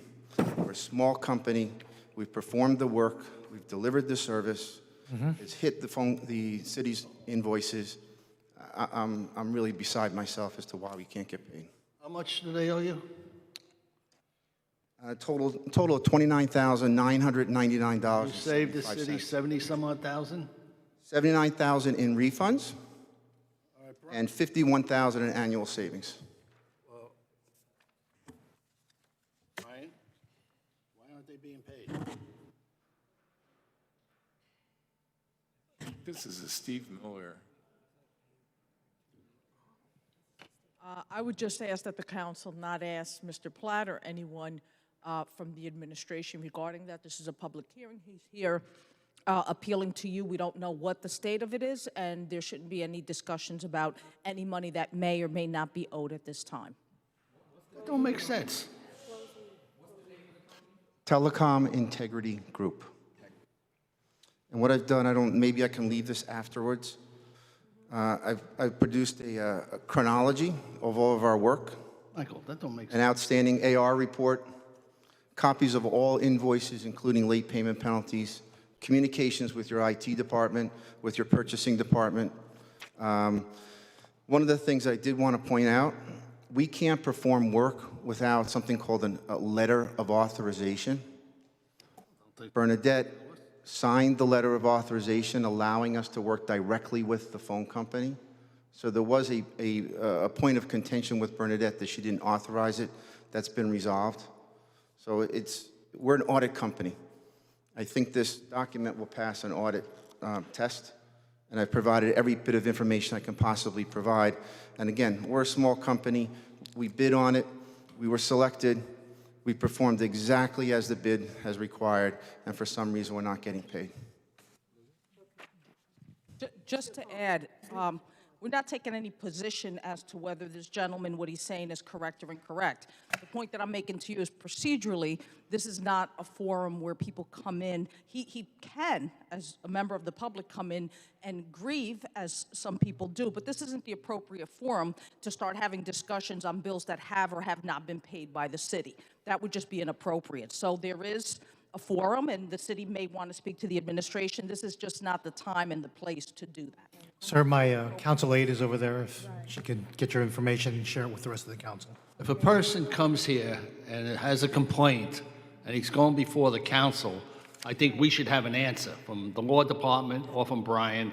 And if not, then we should have a special meeting and we should find out what's going on. And you're absolutely correct, but not when someone comes here on 5 minutes of public speaking. Should the administration or the law department be in a position to anticipate that this is going to happen or know anything factually about it? My point is there is a time and place, and that will happen, but that cannot happen at this I'm sure all 9 of us would like an answer to this and have a special meeting then. Sir, my council aide, she'll get the information provided for everyone on the city council. Some of my time was taken up by this woman. So, but the issue is I have Give it to all of you. every process, gone through everyone. Understand that. Okay. You understand it, don't worry. Great, thank you. Thank you. Thank you so much. Vaughn?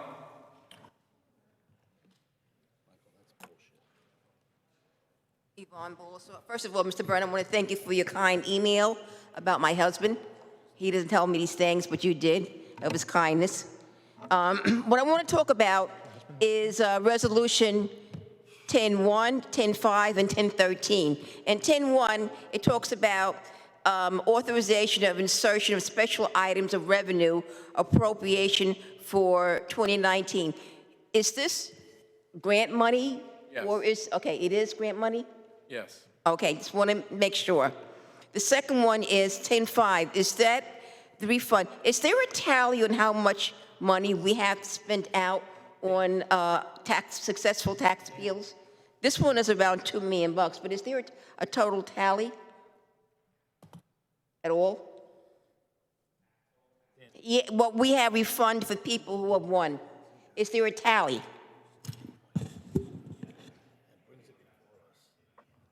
Yeah, the city should, this information should be helpful because this is taken off our rateable base, and then later on we have to fund all these tax appeals down the road to refund these people. So I think that's something that the city should have. And lastly, on 10.13, which has to do with a waiver. I mentioned this some years ago. My husband went down to the post office, and the line at the post office on Washington Street was 20 minutes to get inside the building during Christmas time. When he came out, he got a ticket. And I said, he's not the only one that has this. The city has, cut back on the time, and yet it takes like 20 minutes to get inside the building because people are mailing things out. Couldn't you at least do something around the post office so people do not get tickets? Because, if you're mailing something out, large packages, people should not be penalized because there is no more parking as it was in the past. So could you please include that in 1013. So areas around post office, when you have to wait online, especially the main post office downtown, people should not be penalized with a ticket for that area, you know, for the month of December. Just stop giving out tickets for that particular month, and then you put it back in January. Because it's just not fair. Yvonne, there's supposed to be a change.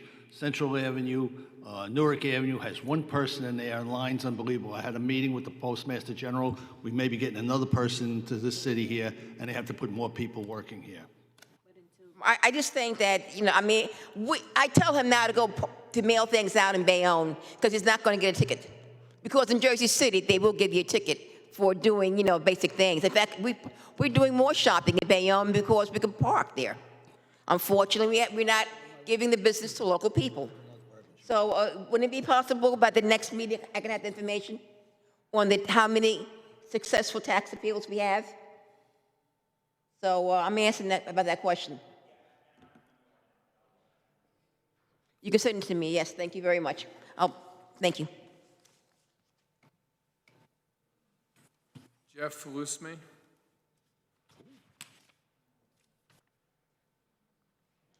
Islat Fitzberlead.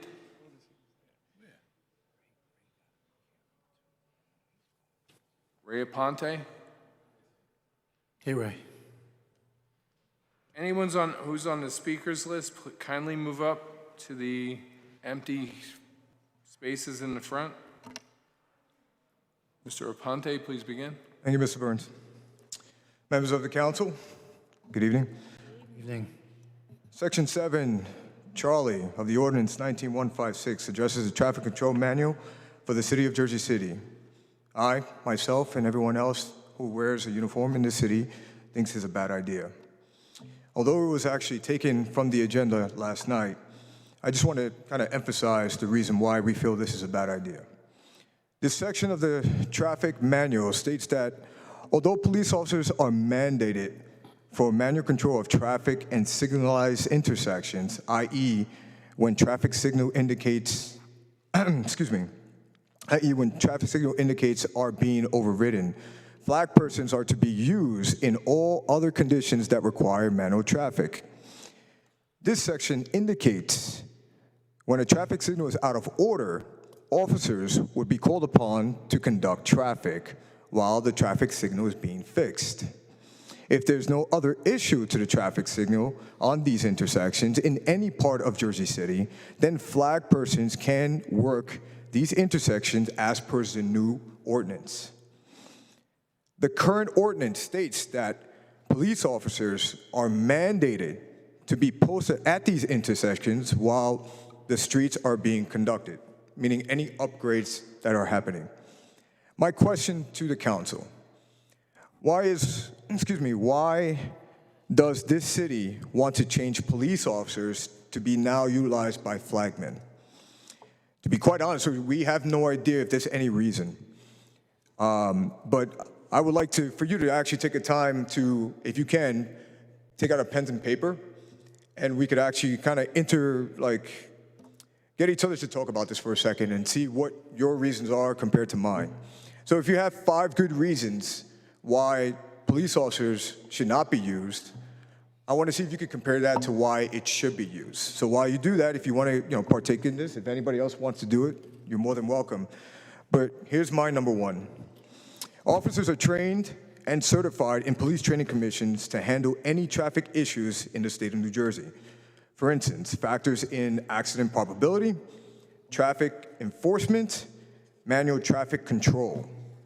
Officers, this is number 2, officers are trained and certified as first responders and trained in the areas of first responding, controlling exposures blood-borne pathogens, CPR, and stop the bleeding procedures that officers there are instructed from.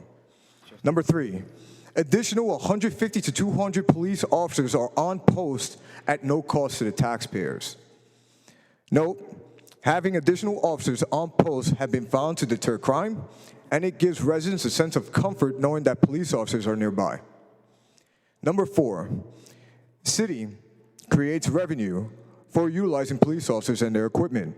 According to the old ordinance, vendors would have to pay an administration fee for the use of officers and their equipment needed at these sites. This creates revenue that can help assist police departments to counterbalance any type of budget constraints. Just a note, in 2011, New Brunswick, New Jersey collected $449,000 from administrative fees by utilizing police officers in these sections.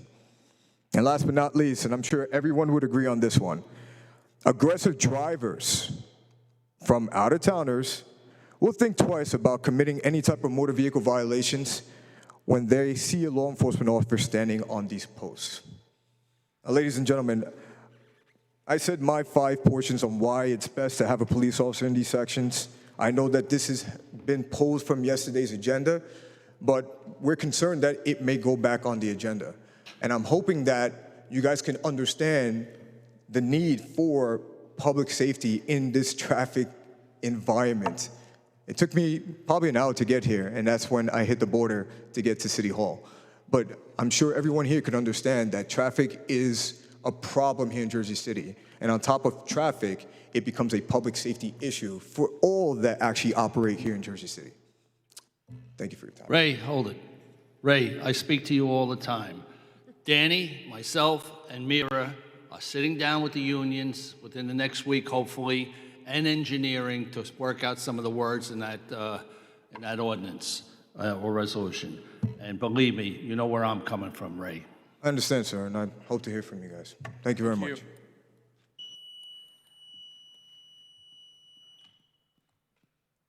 you. Hendika Muslam. Shamun Ramrup. Samuel Gutierrez. Jason Berg. We have one person that's not on the speakers list, so we go to 12. Jason, you're up.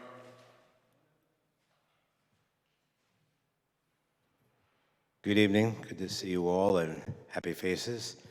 We survived elections.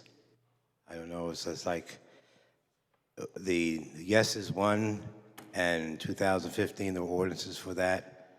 And the real irony here is it's all about money, but who's got the bigger wad in their pocket that won?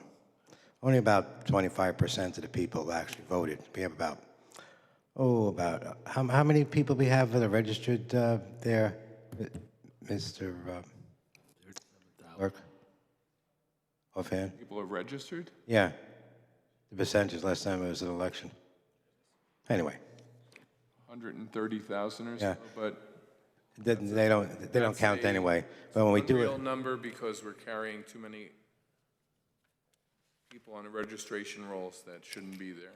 and hopefully there can be a way to eliminate that, because then it can as a count that the people are being counted when they're not even here, even they could be dead.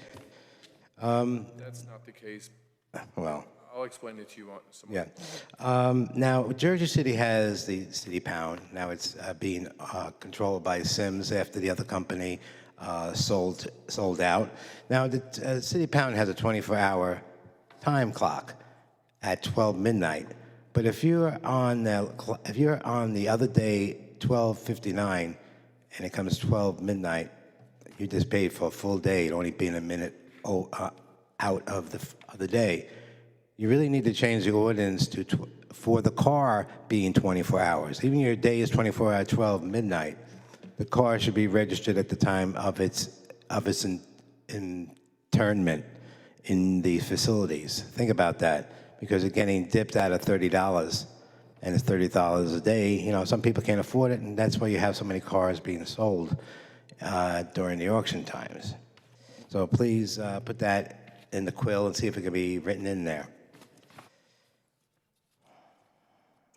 Now, also there was, with the ordinance of the towing charges, I looked it up, it was about $140 a day, and now they're being charged $150 for a Class 1.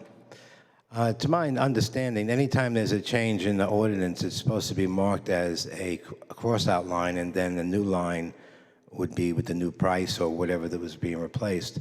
Well, it wasn't. So I'd like to I don't know how the Sims Corporation got an increase when the ordinance only says $10 less. So please look into that.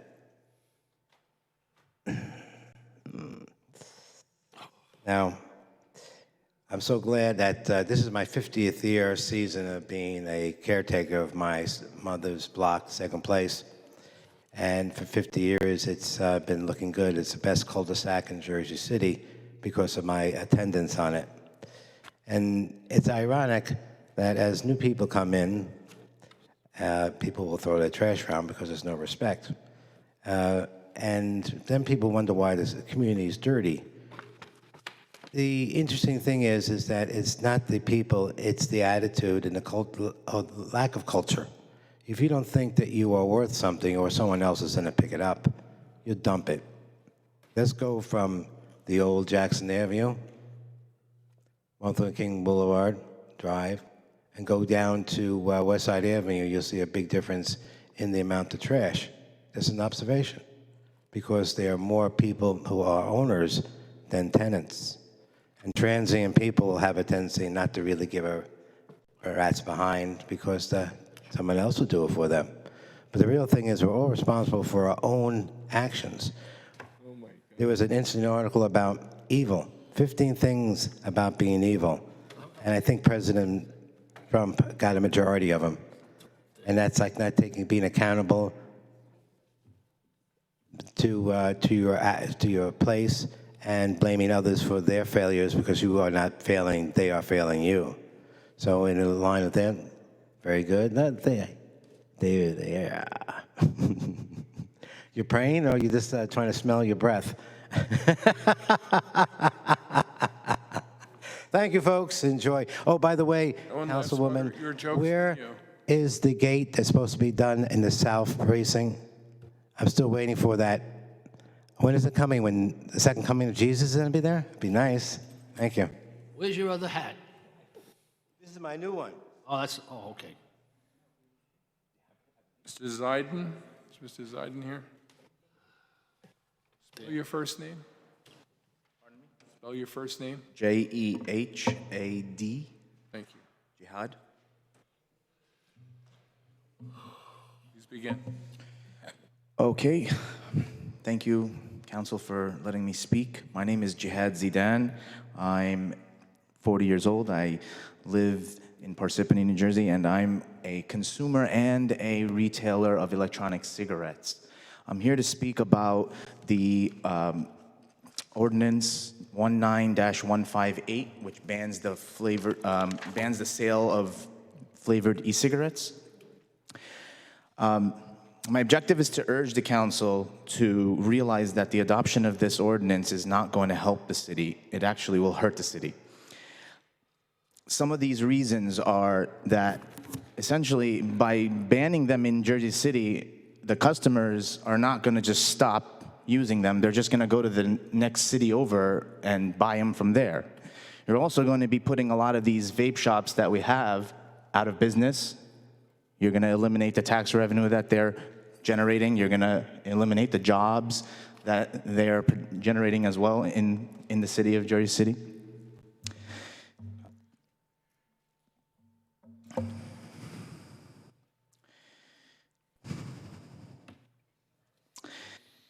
I think that this has probably been proposed because of a lot of misconceptions about this industry. We've gotten a bad rap lately, as you all probably know. A lot of the misconceptions are related to the people that are getting sick, and since then the CDC has come out with a study and an investigation, I guess a conclusion, a report that indicated that the people were getting sick from illicit and illegal black market THC cartridges that were used in the vape product or the vape device. Vaping is not something that's killing people. Vaping is a device. It's a tool that essentially powers something that vaporizes a liquid, whatever that liquid may be. No one has ever gotten sick from vaping nicotine-flavored e-liquid. For the last 20 years that it's been out, it's never had any kind of negative press up until when these people started getting sick. I will also acknowledge that there is an issue with youth vaping. I don't deny that. I'm a responsible business owner. My stores card every single customer, and we don't sell to underage people. Part of the issue with underage vaping is access. It's not the flavors. Flavors are attractive to everyone, not just children or youth. We adults like flavors. Part of the reason why a lot of people were able to quit tobacco, harmful combustible tobacco with vapes, is because they enjoyed the flavor that they were vaping. It wasn't just tobacco. The state and federal, government are working on sensible regulation for this. For Jersey City to take this extreme step, I think it's irresponsible and it's too soon. I think they need to do more research, understand what's happening here with vapes, and make a more informed decision. There's so many ways that we can eliminate access to the youth. First, I think that you should strengthen penalties for anyone who does sell to underage customers. I think that part of the reason that, excuse me.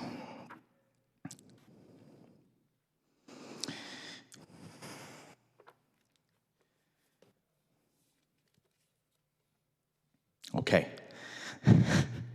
Not very used to the start. Okay.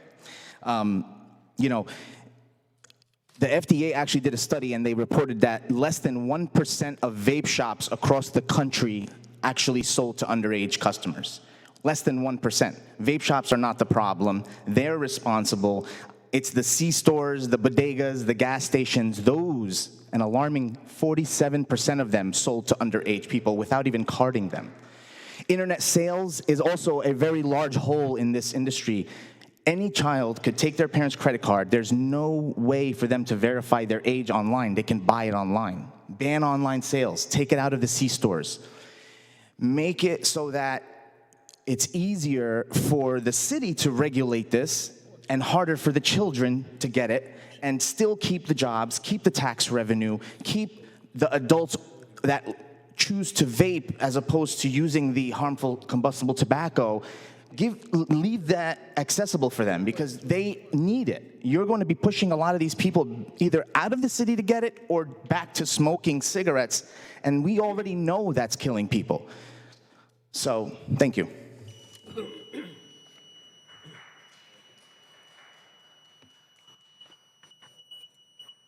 Shut up already? Motion. Oh, wait, there's no motion.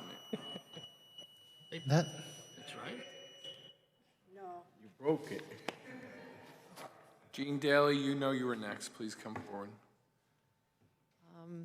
Hi, it's Jean Daly. First of all, I have to thank Ms. Waterman for saving all of us today. That was a good move. I have a couple quick statements, I guess. One thing I was curious about, because I've been seeing, and that all speaks to the police about having the police doing the traffic, is because there are so many Uber and Lyfts around here nowadays. I'm sure you've all noticed it. I've also noticed a lot of them have New York City plates, the T for the taxi services. And I was just wondering, what are we doing to control this? Do we know how many are here? Do we have any registration program? Because I see them everywhere. And in fact, that is the issue I believe the police officers were speaking of, because I see these people, they don't know where they're going, they're taking wrong turns, they're not following the traffic flow, and I believe that we should do something about them, because also they're idling around and they're clogging our streets, which are already clogged.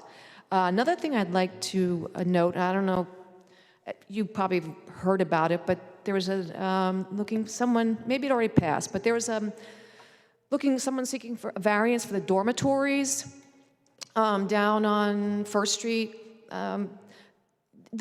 The one thing I just questioned about, and again, it may have passed already, is that I think we should make sure that it's a brick and mortar university, not a high school. Because if it's a virtual college campus, that means anybody could come onto this virtual college campus whether it's a visa thing or I don't know, but I think we should make sure it's tied to a brick and mortar university and that it's not, also not high school kids. That would trouble me a little bit. Let's see. As far as there's a lot of speaking about the affordable housing. Yes, according to New Jersey law, affordable housing has to be tiered, and it's supposed to be 80%, then lower incomes, but it's not about the prevailing market rate. It's not 80% of the prevailing market rate, it's 80% of the poverty level. So what we're using for our 80% is completely wrong. Quick thing, again, I was wondering if the council could please look into the Exchange Place Alliance and the open public meeting issues. To date, they have been private, and I've been, being banned from videotaping, which is against the law. I've been escorted out 3 times by the police for just standing up for my rights. I believe that in order to comport with the law, the council must do something about this. I ask Council President Navarro to please look into this if you could, or at least make a resolution that the EPICID meetings, Exchange Place Alliance CID, be held in the caucus room or some other meeting place within this building so it can be viewed for the public, and Open Public Meetings Act can be preserved. Additionally, there's just something strange. It just kind of popped up here. I noticed on the letters to the city under 6.26, this is one from Matt Cali Realty, and it's regarding to construct and install approximately 27,000 square feet of landscaped floating barges with pedestrian plazas and open space, and 56 transient boating slips with associated floating piers and finger piers within the Hudson River. I'm going to have to Oprah to get the that particular letter, but it sounds a little strange to me, so I just want to bring that to everyone's attention. Thank you so much. Okay, that's the speakers list tonight, council members. All right, number one, I want to be recognized because Sure. I'm sorry, Council President. I called City Hall 3 times and asked to be placed on the list. I got out of my We're on the list, Patricia. No, I got out of my sick bed. That's why I'm getting emotional, and you're taking a known disregard to me again. Speak to so I can correct this. Please correct it. First of all, I called and spoke to the operator that said she only picked up the phone because Jerry had left. That was at 3. I don't like the games that y'all play here. It's crazy. Miss Waiters, just go ahead. Patricia, you're on the list. Thank you. Whoever got that list. No, this is why I want to thank you, because listen, here we go again at 4:05 when I called. We're going to start your time. We're going to start your time. So you want to... Thank you. Patricia Waiters, I just want to speak on 2 things on the last page, 1114 and 1115, about the affordable housing issue. I'm sorry, because this thing is about the affordable housing issue. I want to take this very seriously because today I stopped at Councilman Yang's office. That was me. Because I was up there with my family on a total whole different mission and was approached by 17 people from Jersey City Heights that said to me, Patricia, I watched you on TV at the last meeting, okay? I told you I served the whole Hudson County.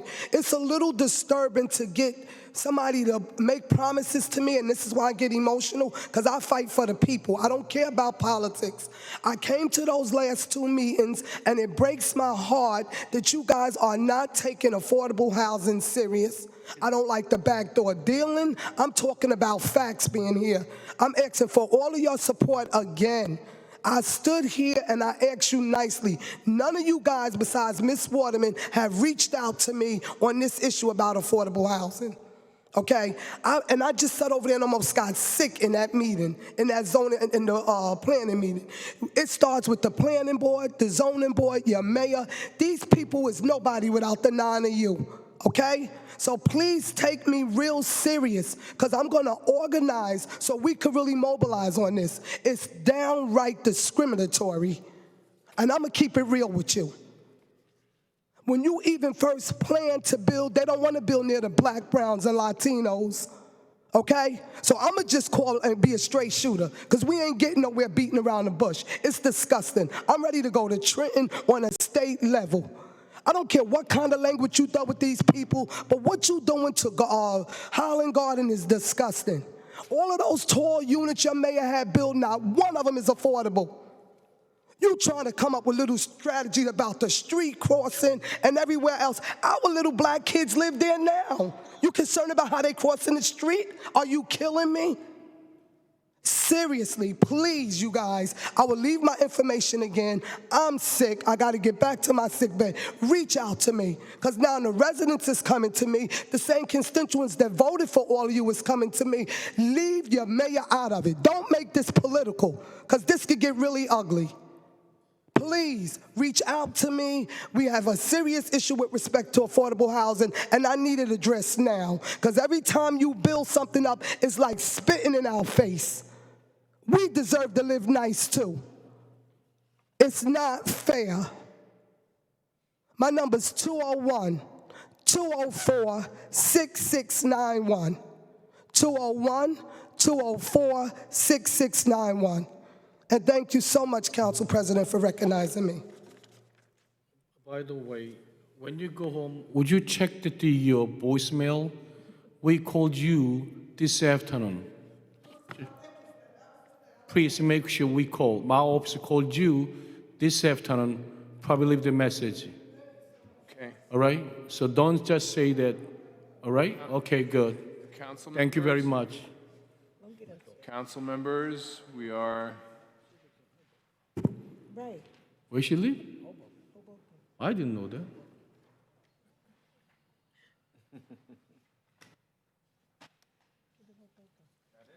But still, we call back. That's it.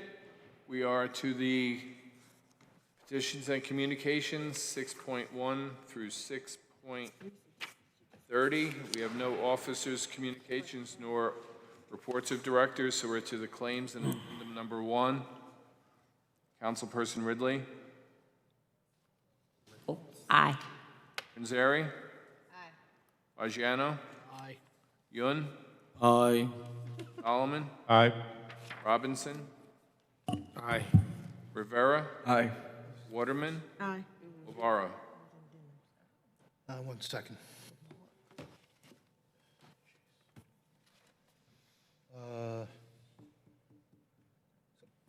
Page 5, the storm sensor.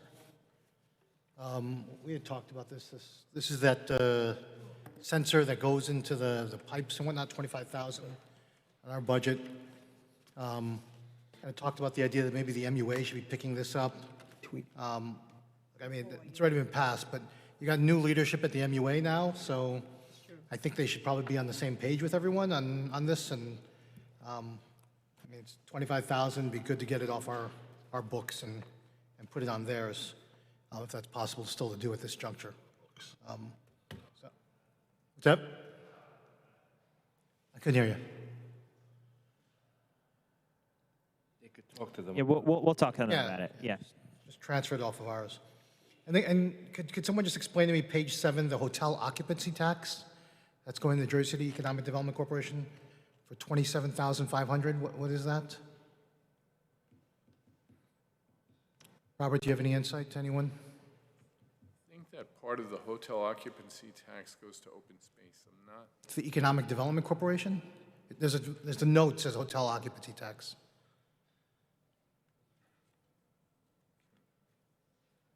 If not, that's okay. I'll vote no on that one just because I don't know what that is. So I'll vote aye on all the rest. You'll vote no on what? On page 7, hotel occupancy tax, whatever that line is. I don't even know what it's for. Okay. All the claims have been approved, 9-0, except for the no vote on the page 7 of the claims, the hotel occupancy tax. The president voted no. Council members, 10.1 through 10.14.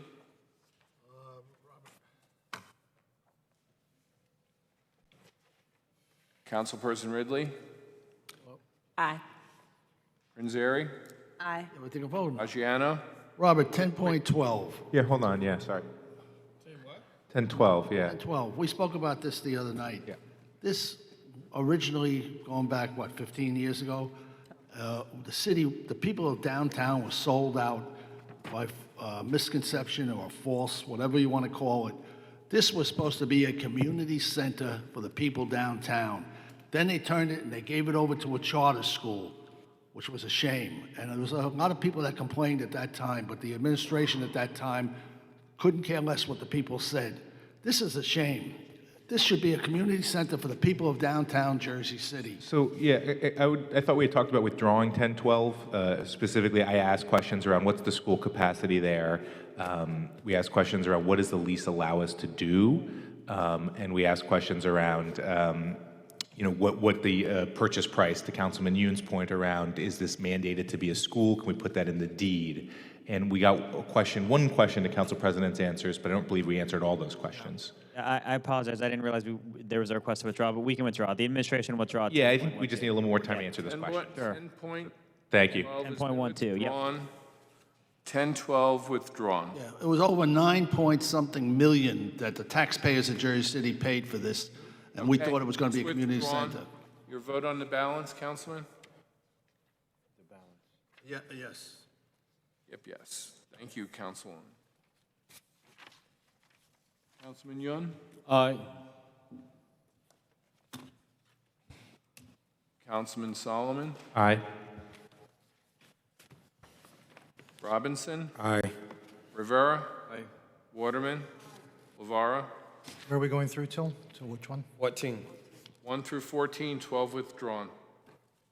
I won't belabor the point here. On 10.2, I think I'm suspect of some of the responses here on the questionnaire, no disrespect intended. I did get some of the information, or did get the information, so thank you for providing that. But I'm going to vote no on 10.2, and then on, you said 10.12 is withdrawn, correct? Okay, I vote aye on all the rest. 10-2, 8-1, Council President voting no. 10-15 through 10-29, Councilperson Ridley. Wait, 1023? 10-15 through 10-29, Okay, 1023. Monitor Maple Urban Renewal. Exhibit B. Where did my notes go? On Exhibit B, page 2 of 8, the affordability controls in the project shall be for 20 years. I thought our controls were always for 30 years for the affordability. Pretty standard, like 30-year affordability restrictions. Depends on how it's financed. It does, but Yeah. absent of that information, Yeah, we don't have the financing terms here. We just have that. And also on page 4 of 8, it says on L, recertification of tenant income, monitoring shall file on an annual basis, and annual income recertification with the Office of Tax Abatement and Compliance. That should be changed to the Office of Affordable Housing and Compliance. we passed an ordinance back in September 25th. I was looking it up. Yep. Meaning that, so all of the language there was referring to tax abatement compliance should be updated to affordable housing compliance. Affordable housing compliance.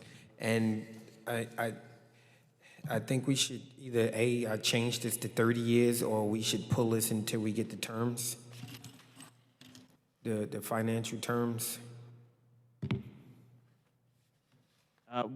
Can you just clarify what the question about the financial terms were that we were Section missing? 4, because the affordability controls imposed on this project shall be for 20 years. 20 years, yeah. Right. And okay. We all talking Are you about gonna withdraw that, affordability. Brian, or Yeah, we'll withdraw to get clarification on that as well. Wait, And also 1025, I know Councilperson Bajiano he said some updated information about how this park was going to be paid for, and it was going to be paid for someone other than the city. But I was under the understanding that the MOU between the city and the county was saying that the park was going to be the building was gonna be demolished and paid for by the city of Jersey City? Are we paying, or, because we, I mean, if we're voting on this, we don't even have numbers to say we're gonna vote on this as a Correct. city paying for this. Yeah, correct. We don't have the numbers because we haven't gone through the whole due diligence process of understanding exactly how much it's going to cost to tear the building down and build the park and design the park. There's a lot of phases of that, and estimates for all that come as the process moves along. And again, this is sort of a very early agreement to move forward in this compromise, where the city is going to take some of the responsibility and the county is going to take some of the responsibility, with the ultimate goal of building a park on the full 3 acres of this space. That is the wishes of the community in this area, and so we're doing our part to make sure we can get it done.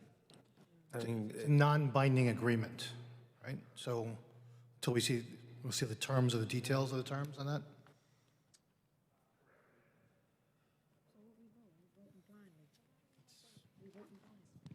Check. Okay, great. Yeah, and then obviously as the terms of the transaction, which is going to be over a period of years, come out and the matters come up that are subject to council approval, they will obviously be presented for council approval. So I would say the component parts of the agreement that are subject to that, such as any approval of expenses for demolition, et cetera, would go before the council. So you're saying that this all has to come back before council to You vote have to, again? you have to, The contracts that would be come before council for the design of the park, for the construction, for the demolition, all those things would come to council. Also, it should be noted that the redevelopment plan requires a park on this property, so there's no way that we couldn't do it. It's just we're trying to, there's several steps of the process here. Listen, this has been in the works for the last 4 months, and many people have sat down and worked out all these agreements and everything. But we're talking about maybe 4 years down the road, 5 years down the road. Yep. I give the city credit and the county credit for working together with the people from the Hilltop and the Journal Square Association, both associations. And it's been a long process over the, like I said, over the period It'll be longer. of months. And it's going to be a lot longer. But they want to park, the people want to park, and not only for Journal Square, but for the whole city. And people going to court, it's going to be very useful for the court people going to court, coming out their lunch hour, sitting and having some place to sit and relax. So I guess we're doing this memorandum of understanding, which I understand isn't binding, and we don't have any numbers yet.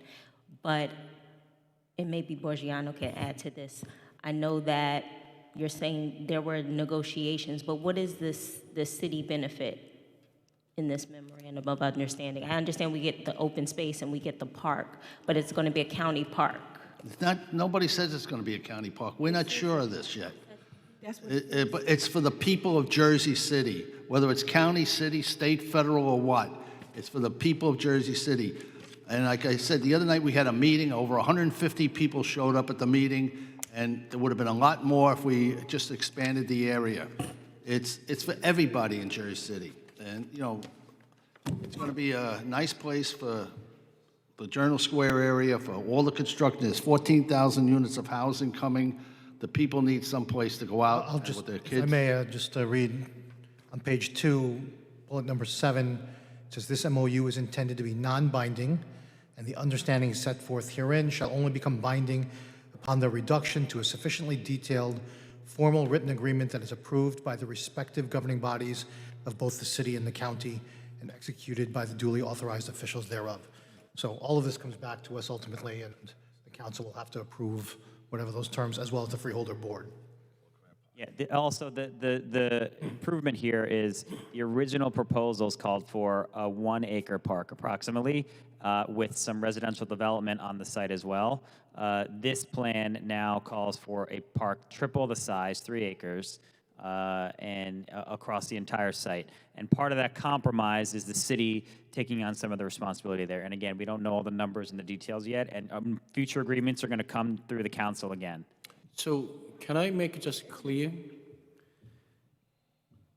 Because our city of Jersey City want a non-binding MOU, because still we don't know what will be cost of the demolish the building, in the future.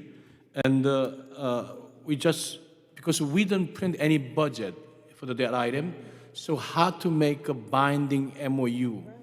Yeah. Because of that. So, and one thing we know that county gonna give us also 3.6 acres, city of Jersey City, to include the building. So city of Jersey demolish the building, create a park as a general secure park, but there's still land owned by county.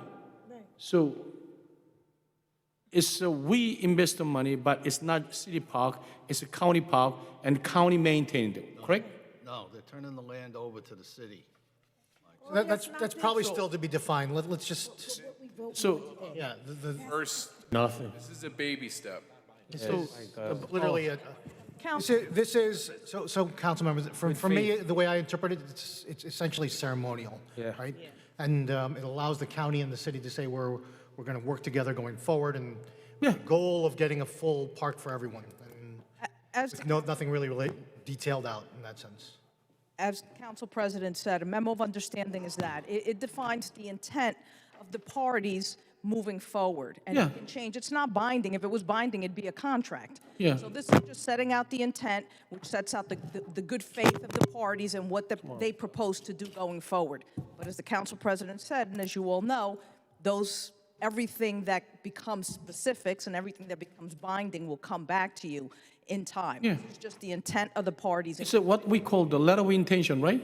It's similar to a letter of intent, but it's a memo of understanding. It has the same basic legal authority that this is what we propose to do. We're getting together. This is the beginning of the process. Okay. But with this process, we are agreeing, regardless of how much it costs, we're going to pay the bill.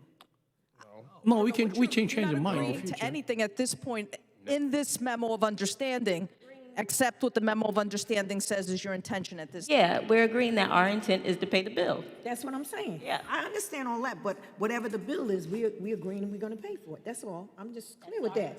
That's our intention. That's all. You know what I mean? But then could they come back and say, well, we did put this forth and we did have an understanding that you guys would pay for the completion of the park? No, but I'm just saying, we would have to stick to it. I just want to be clear on this. No, it's a we can non-binding. change our intentions.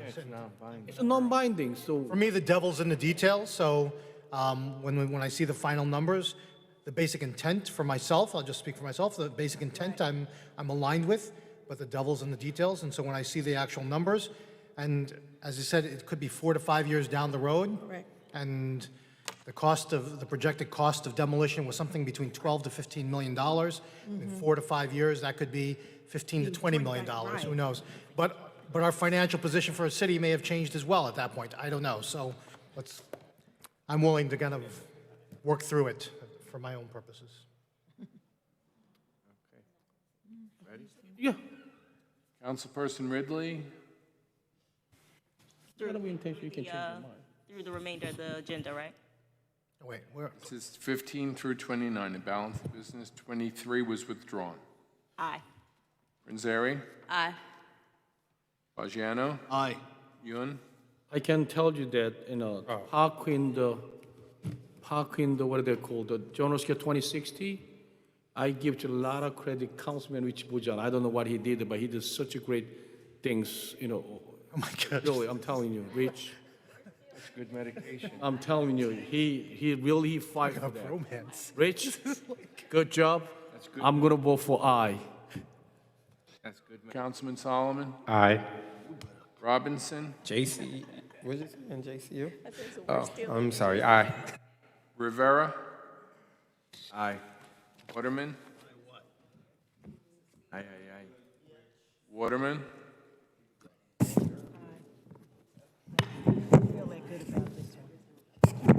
Council President? Yeah, just on 1024, this is the professional service agreement with Calcagni and Konevsky. Just for the record, again, this is all for services rendered. I just want to get that on the record. as opposed to new. Okay. So I'm going to vote respectfully to the chief prosecutor. I certainly do trust the judgment, but for me, the fact that not just that she's not a Jersey City resident, but all of her experience being outside of New Jersey, and while she may be able to kick some whatever, I think I'd like to see us look to try to get someone who has more local experience around that. So I'm going to vote no on 22, and then Okay. all right, let me just go through this and vote aye on all the rest. Voting aye on the rest. Good job. Congratulations to Mr. and Mrs. Solomon. Congratulations. We have a motion to meet the new adjourn. baby. Yes. Tomorrow. Tomorrow. Yes, a beautiful, healthy baby. Yes. At 8:36, Boyish motion girl. by, It's gonna be something, right? motions by Second. Rivera, seconded by Prinzeri. By acclamation, say goodnight and good luck to Good night. the Solomons.